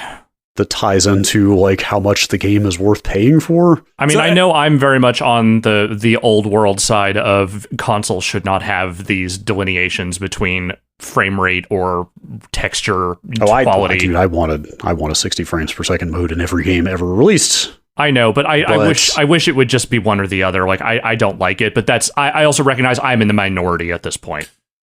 Well, there's no look, we're not developers. We didn't work on this game. But it's not clear what the deal is here because this is a game that started as a PS4, Xbox One game that then since was converted to just a new console game. They cite that like the untethered co-op, the fact that you can like run away from each other and explore different parts of the world, and like a high quality open world or high fidelity open world or however they put it as like reasons that they couldn't get a higher frame rate in. Like who knows what the technical reasons are in this case. But again, I've been saying it for a while, like we're always going to hit a point where somebody wants to use the power on these consoles for something other than more frames. Right. We're absolutely going to hit a point where I hope we don't. I would love for that not to be the case. Nobody would be happier to be wrong than me about like if every game does have a performance mode, then all the better. But like it was always that back-of-box screenshot thing, right? Of make the screenshots look as good as possible. Right. Like make the trailers look as good as possible. Like at some point they're going to spend their performance budget on fidelity rather than more frame rate. Strider for the Genesis. But at the same time, giant sprites. If the game is running at a solid 30, and that's if, I mean, I don't know that it does necessarily, but if it is actually hitting that target and running at a solid 30, then I don't have a problem with that. It's if it's not actually hitting that I start to wonder, okay, what's going on under the hood here? Yeah, that's a whole different conversation. Under the red hood. A solid, I mean, just about everybody would say that under like a noticeably under 30 is not really playable. If it impacts gameplay, for sure. And this game seems like it would be a fluid game where you're riding around Gotham and would want, on like a bike or something like that. And like I'm not a frame rate snob. So yeah, a solid 30 is fine for me. And as long as you don't feel the ups and downs, that's where it starts, where that's stuff where it becomes a problem. Yeah, where stuff is like, oh, it's really in, some games where you're inside a building and suddenly the frame rate is butter smooth and you open a door and it's chunky and gross and the peanut butter is bad. Yeah, I mean, we've had this conversation 1,000 times over the years. There's certain genres like driving and fighting that need higher frame rate for precision gameplay reasons. Yeah. But cinematics, single player, story driven stuff, not so much. Right. Is this the game that is going to get away with like looking so good that it doesn't have a performance mode? I doubt it. So what are they? Like that's going to happen eventually, right? Like eventually we're going to have our Gears of War or our Uncharted 4 this generation, or something comes along that does look so good that everybody's like, oh, wow, okay. Like, we're okay with this. This is why you couldn't do a performance mode, because holy shit, look at this. I don't think this is going to be that game, though. What are they saying? This is kind of this is the trouble, hot water they got in, right, Brad? So what is some of this story here? Well, I gave their official, any other comments were not related to the potato stuff, was not them. That was a Rocksteady developer who called blamed it's not even the developer that made the game. A Rocksteady developer got out on Twitter and blamed the Series S for holding games back this generation and referred to it as a potato, and then deleted those tweets rapidly. But again, the official messaging from the developer is like untethered co-op and like high quality open world are the reasons that we couldn't do this. So, not because of a potato. Scorn runs very well on the Series S. It does. Granted, that's a very well, I'm talking about the S. I'm sure it runs. You're talking about the X, right? Well, yeah, I'm saying I've seen people say that it runs well on the S as well. Okay, yeah. Granted, that's a very like small scale, self-contained world, pretty limited sight lines and stuff, but that runs well. Ghostbusters now runs well after a bunch of patches. I don't know. You don't have a sample size where you have had repeatable bootable frame rate results, right? You still got true. Yeah. It's true. I'm going to need to boot it up at least 2 or 3 more times and have it run the same before I trust it. We'll have more on Gotham Knights again Thursday around 3 p.m. Eastern. You can check it out for yourself. We'll be streaming some of it on an Xbox Series X console. More to say at that point. That game comes out the 21st, PS5, Xbox, Family, and PC. Okay. I will be curious if they add a performance mode later. Yeah. I don't know for sure. But well, like they said in their thing, it's not as easy as just turning the textures down, right? Sounds impossible to me. We'll see. They added Sort to Grounded. Who knows what they can add to Gotham Knights. Bayonetta. This one.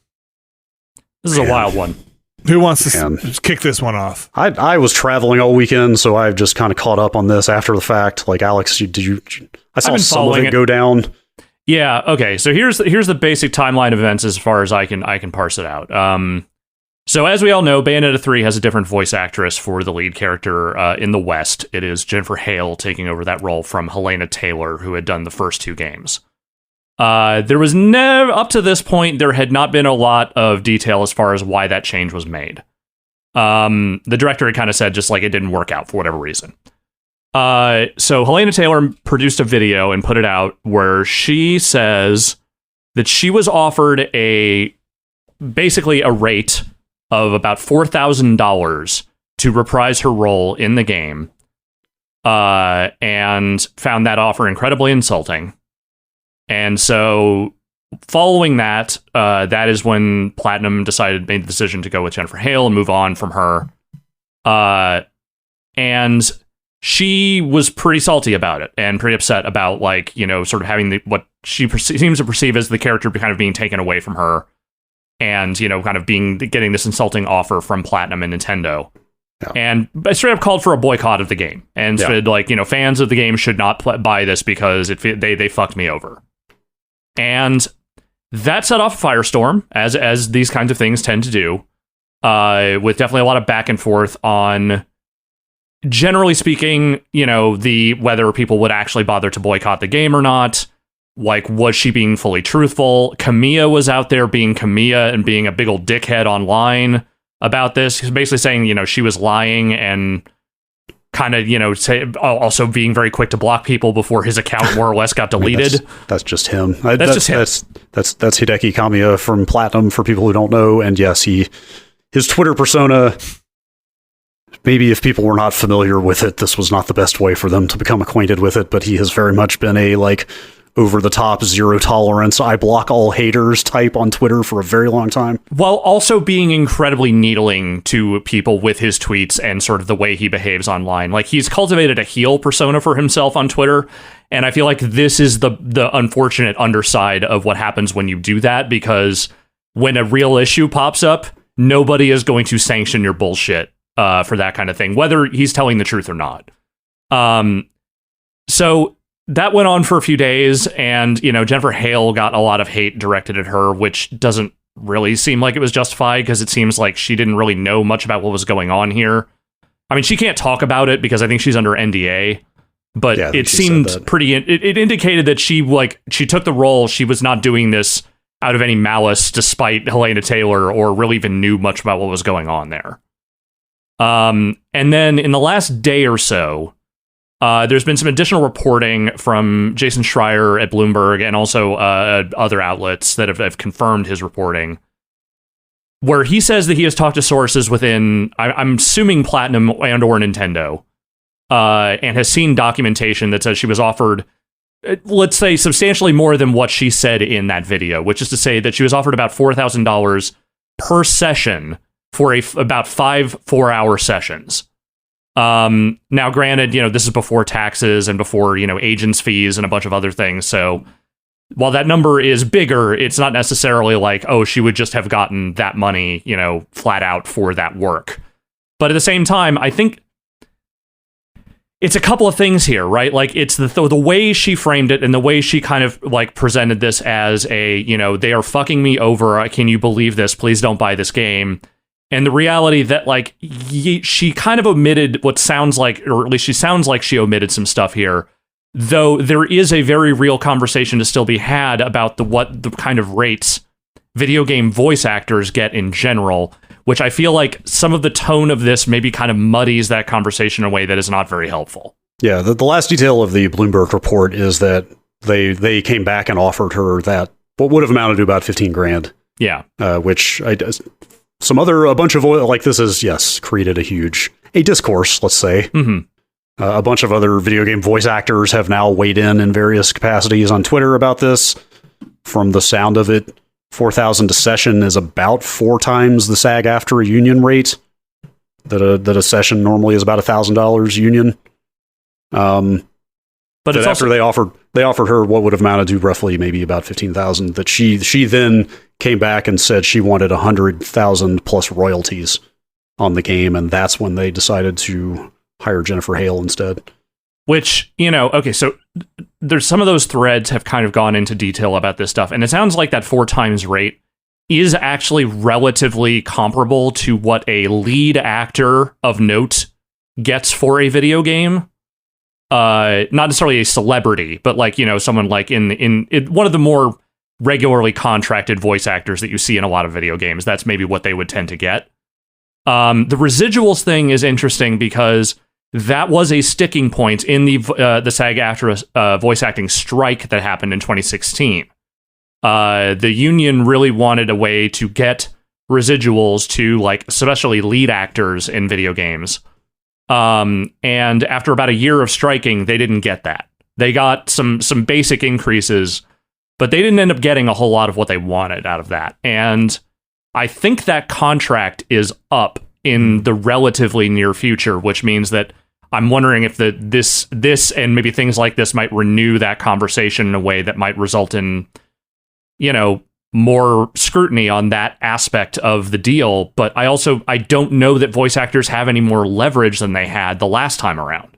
Yeah, the idea of game voice actors deserving royalties goes all the way back to at least 2009, 2008. Because remember the actor, I can never remember the name of the actor who portrayed Nico Bellic in Grand Theft Auto 4. Yes. Very prominently started a public campaign to try to drum up support for the idea that he deserved royalties from that game. And I cannot remember, what was it Rockstar did in response?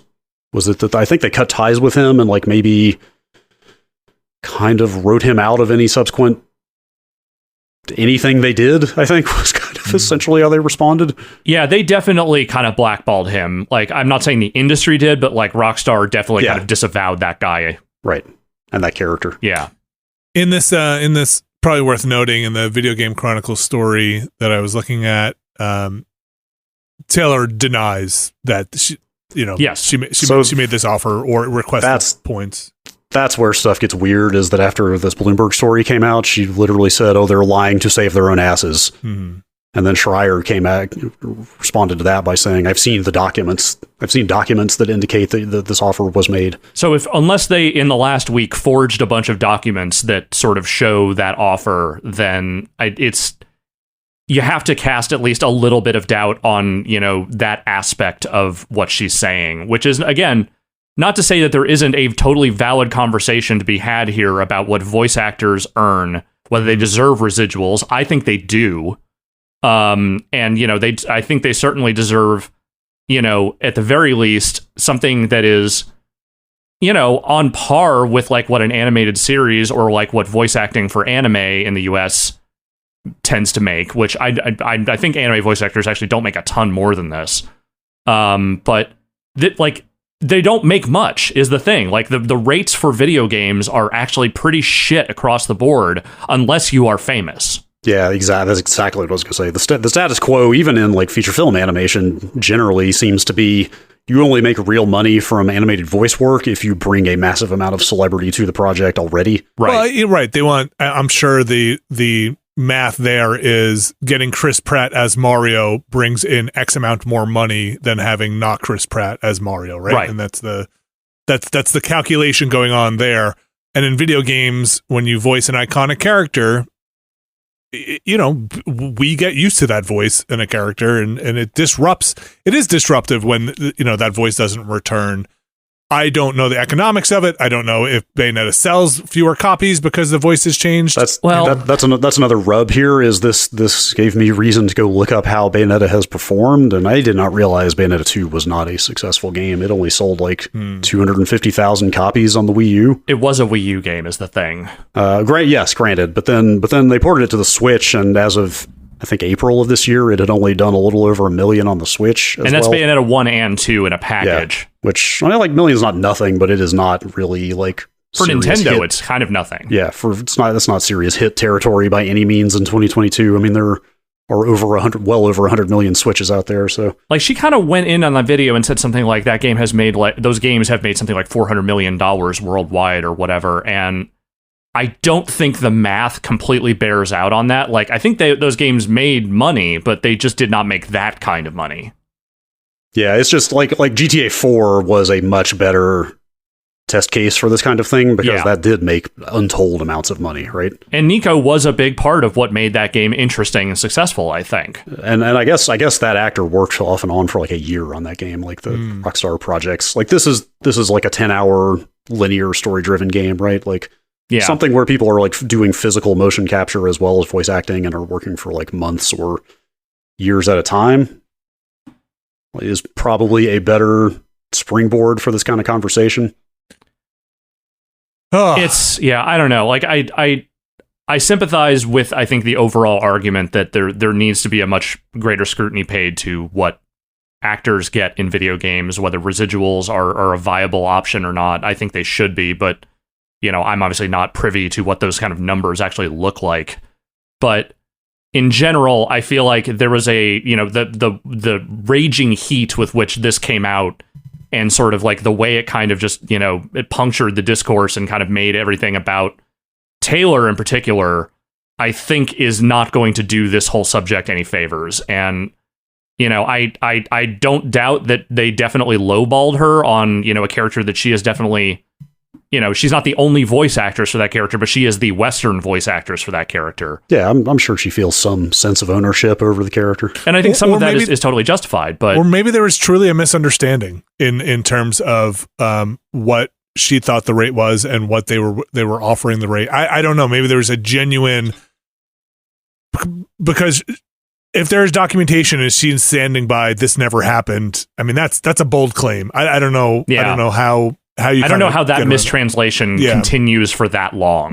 That's a tough one. I mean, she stated again on the record in this Video Games Chronicles article that she just wants us to be behind her, and I think that's tough considering the kind of incendiary stuff that went up across the board. I think it's going to be tough to put. If you want this to be behind you, why are you calling for a boycott? Which again, I understand where you're coming from on this, but like. Yeah. It kind of feels like this got out of your control, and now you're not sure how to rein it back in. Yeah, and as you said, people like Jennifer Hale just got caught in the crosshairs of this for no good reason. Yeah. And clearly received a lot of harassment herself. Messy, and it sounds like you said, Alex, maybe not done with this, as negotiations might flare up for. Yeah. Listen, we're all for fair compensation for fair work, and not all the money at the top and tiny. I think even as Taylor said, tiny crumbs basically trickling down to the bottom. Yeah, I mean, it's. I think a lot of this is due to the fact that video game development is just so fraught in general, and the working conditions are so poor across the board. Yeah, that I saw a fair number of working game developers who are more on the ground, artists, modelers, level designers, people like that. Those people certainly are not getting royalties. Right. There may be bonus structures. Different studios and projects may have different bonus structures in place, but there was a bit of ire there, right, from people doing what is the even less glamorous work on games, right? I saw, are the animators for Bayonetta also getting points? And yeah. It's I think there's definitely a real conversation to be said about how that money is spread around in general. Yeah, and I think as things progress more, and as there's crossover, here's what I would hate to see, and this is kind of tangential, but as we see more things like the Mario movie getting made, you start to see an even more blurred line between Hollywood and video games. I don't necessarily want Hollywood celebrities to push the video game voice acting talent down lower. You know what I mean? Right. We could get any Hollywood voice actor to come in here and do our character, which I think would then push the credibility of video game voice actors, even the scale down even more, right? Because, there are, when that stuff's on the table, and if people are taking that work, it's going to be harder to compete when you're not on camera and you're just, your background character. I think that's a tough thing. So hopefully there are some protections in there too, or, it's an industry I love. I don't want to see it be kind of bullied out of the way by Hollywood, people who have made their way in Hollywood, and then it's all, as much as I like Charlie Day, I don't want him voicing Luigi in the games. Yes, exactly. Or taking over some of that stuff, as Rabbit Luigi, fair game. As much as I like the Quarry, I think because the likenesses are there too and everything, it's very different. Yeah. Those games, I feel like, listen, nothing against David Arquette. I would not go as far as to call him a has-been or something, but those games, I feel like those games mostly are either getting up-and-comers, or, again, I don't want to, he's not a has-been, but he's kind of into the, Alex, what's a nice term for the later years of his career? Twilight years. Sure. You know what I mean. It's they're not. Oh, actually, the director of The Quarry said that in that interview we talked about a month ago. He said, yeah, we can't go get Tom Cruise for one of these games because that's the entire budget of the game gone. So, I feel like they've been good about getting celebrity actors who are a little more reasonable and maybe a little less known. I think they're looking for people who are currently occupying the direct-to-streaming market. Okay, sure. I'm not saying that derisively. I'm saying that that is a place where actors like them can go get work steadily. That's where Lance Henriksen can get a paycheck multiple times a year. Right. And that's fine. I mean, that's great. But I think we'll see. We'll see what happens. And things do flare up pretty quickly, huh? Mm-hmm. Yeah. Well, I think that's going to do it for the news. Got a lot of games to play. I've got a lot of bases to build in Grounded. I've got a lot of Scorn to get to on Friday. I've got some Gotham Knights to get to, again, if you're listening to the public feed later today or a couple of hours ago, or whenever you listen to this relative to your time. Maybe it happened on Thursday, let's say. Thursday around 3 p.m. Eastern. What else is going on? Monday, we had Rabbids and Mario. You can check that stream out. We played some Ghostbusters together. You could check that out as well. Of course, we got the Watchcast, and we're wrapping up our Carpenter time. Closing in, we just recorded They Live, which will be up on the Patreon feed next week. And then we're going to close out with Halloween for the week of Halloween. on the Patreon. For the day of Halloween. On the Monday of Halloween. So you can check all of that out. Again, the Watchcast, where we talk about the movies we watched. Yes. And you watched. Not talk during. We're not doing commentary. We're doing post-commentary. So go search the Nextlander Watchcast anywhere where fine podcasts are found. I think that's going to do it for the show. I want to thank everybody for listening and supporting us. Of course, if you want to go support us, you enjoy this podcast, you support anything we do just by listening to it, watching it, checking it out. But you can also go over to patreon.com/Nextlander and find a tier that's right for you. That's where you're going to find things like Never Been a Better Podcast, the Video Ramblecast, the Audio Ramblecast, early access to the Watchcast. All these great things can be yours over at patreon.com/Nextlander. And as an added bonus, you make all of this possible. Not only do you get that other stuff, but everything we do on top of that, you help make possible. There is one tier, though, on the Patreon that gets their names read on this here show. It's the Mysterious Benefactors tier. It's a very special tier. And we have those names in front of us. We have we have gone to great lengths to get these from the Spectacor? What was it? I think that's what it was. We have gone through... Many Bothans died to get these from the Spectacor. And we have that list here with us. Alex Navarro. Our Mysterious Benefactors. Yes, our Mysterious Bothans are... Alex's heebie-jeebies of unknown size. They're enormous. John Richardson. Vornak. Vinny's Giant Booga Boogas. Kelly F. James Smith. Brian Lucier. Skywarp. John Hubbard. Sean Miller. Brad's Mid-Size Hoodoo Voodoo. Evan Cook. Mark Wilhelm. JM. Jerry Lee. Gary Pejsky. Robert Fisher. John McInnes. Hashtag Bunny Slimes. Peter Reardon. Thomas Lynn. Jad Rita. Statics. Andrew Jackson. Razgriz Boo. Brian Murphy. Terror and Agony Arg. Kevin Villado. Randy Duax. Mark Allenbach, Andrew Tiepkin, Alex Wu, It Me JP, Matt Clements Jr., Edward Cheek, Andrew Slosky, Steve Lynn, Matthew Herrig, David Campos, and Tyler Treese. Those are the Mysterious Benefactors for this week, and a big thanks to everybody who has supported us over on Patreon at any tier. Big thanks to everybody who's watched, listened, got out there, got some merch, sporting that Nextlander cap. All those fun things. More coming up from Nextlander. Like I said, last podcast, we're looking to do some design refresh stuff. It's been interesting to think about kind of internally. So maybe if you're over in the Discord, we'll chat about it as stuff comes up. Get some feedback there as well. Again, don't forget the Watchcast, the Ramblecast, Never Been a Better Podcast, the Cast of Cast, the great Nextlander Cast of Cast. I was on the trivia all-star thing with Min-Max. That was a lot of fun. Alex is always going in, talking about Michael Mann somewhere. A bunch of stuff is happening. Look for us in the greater world. Thanks, everybody, for subscribing and supporting. Thank you, Alex Navarro. Thank you. Brad Shoemaker, you'll be back in town next week, yeah? Yes. Fantastic. Thank you for joining us while you're away. Appreciate it.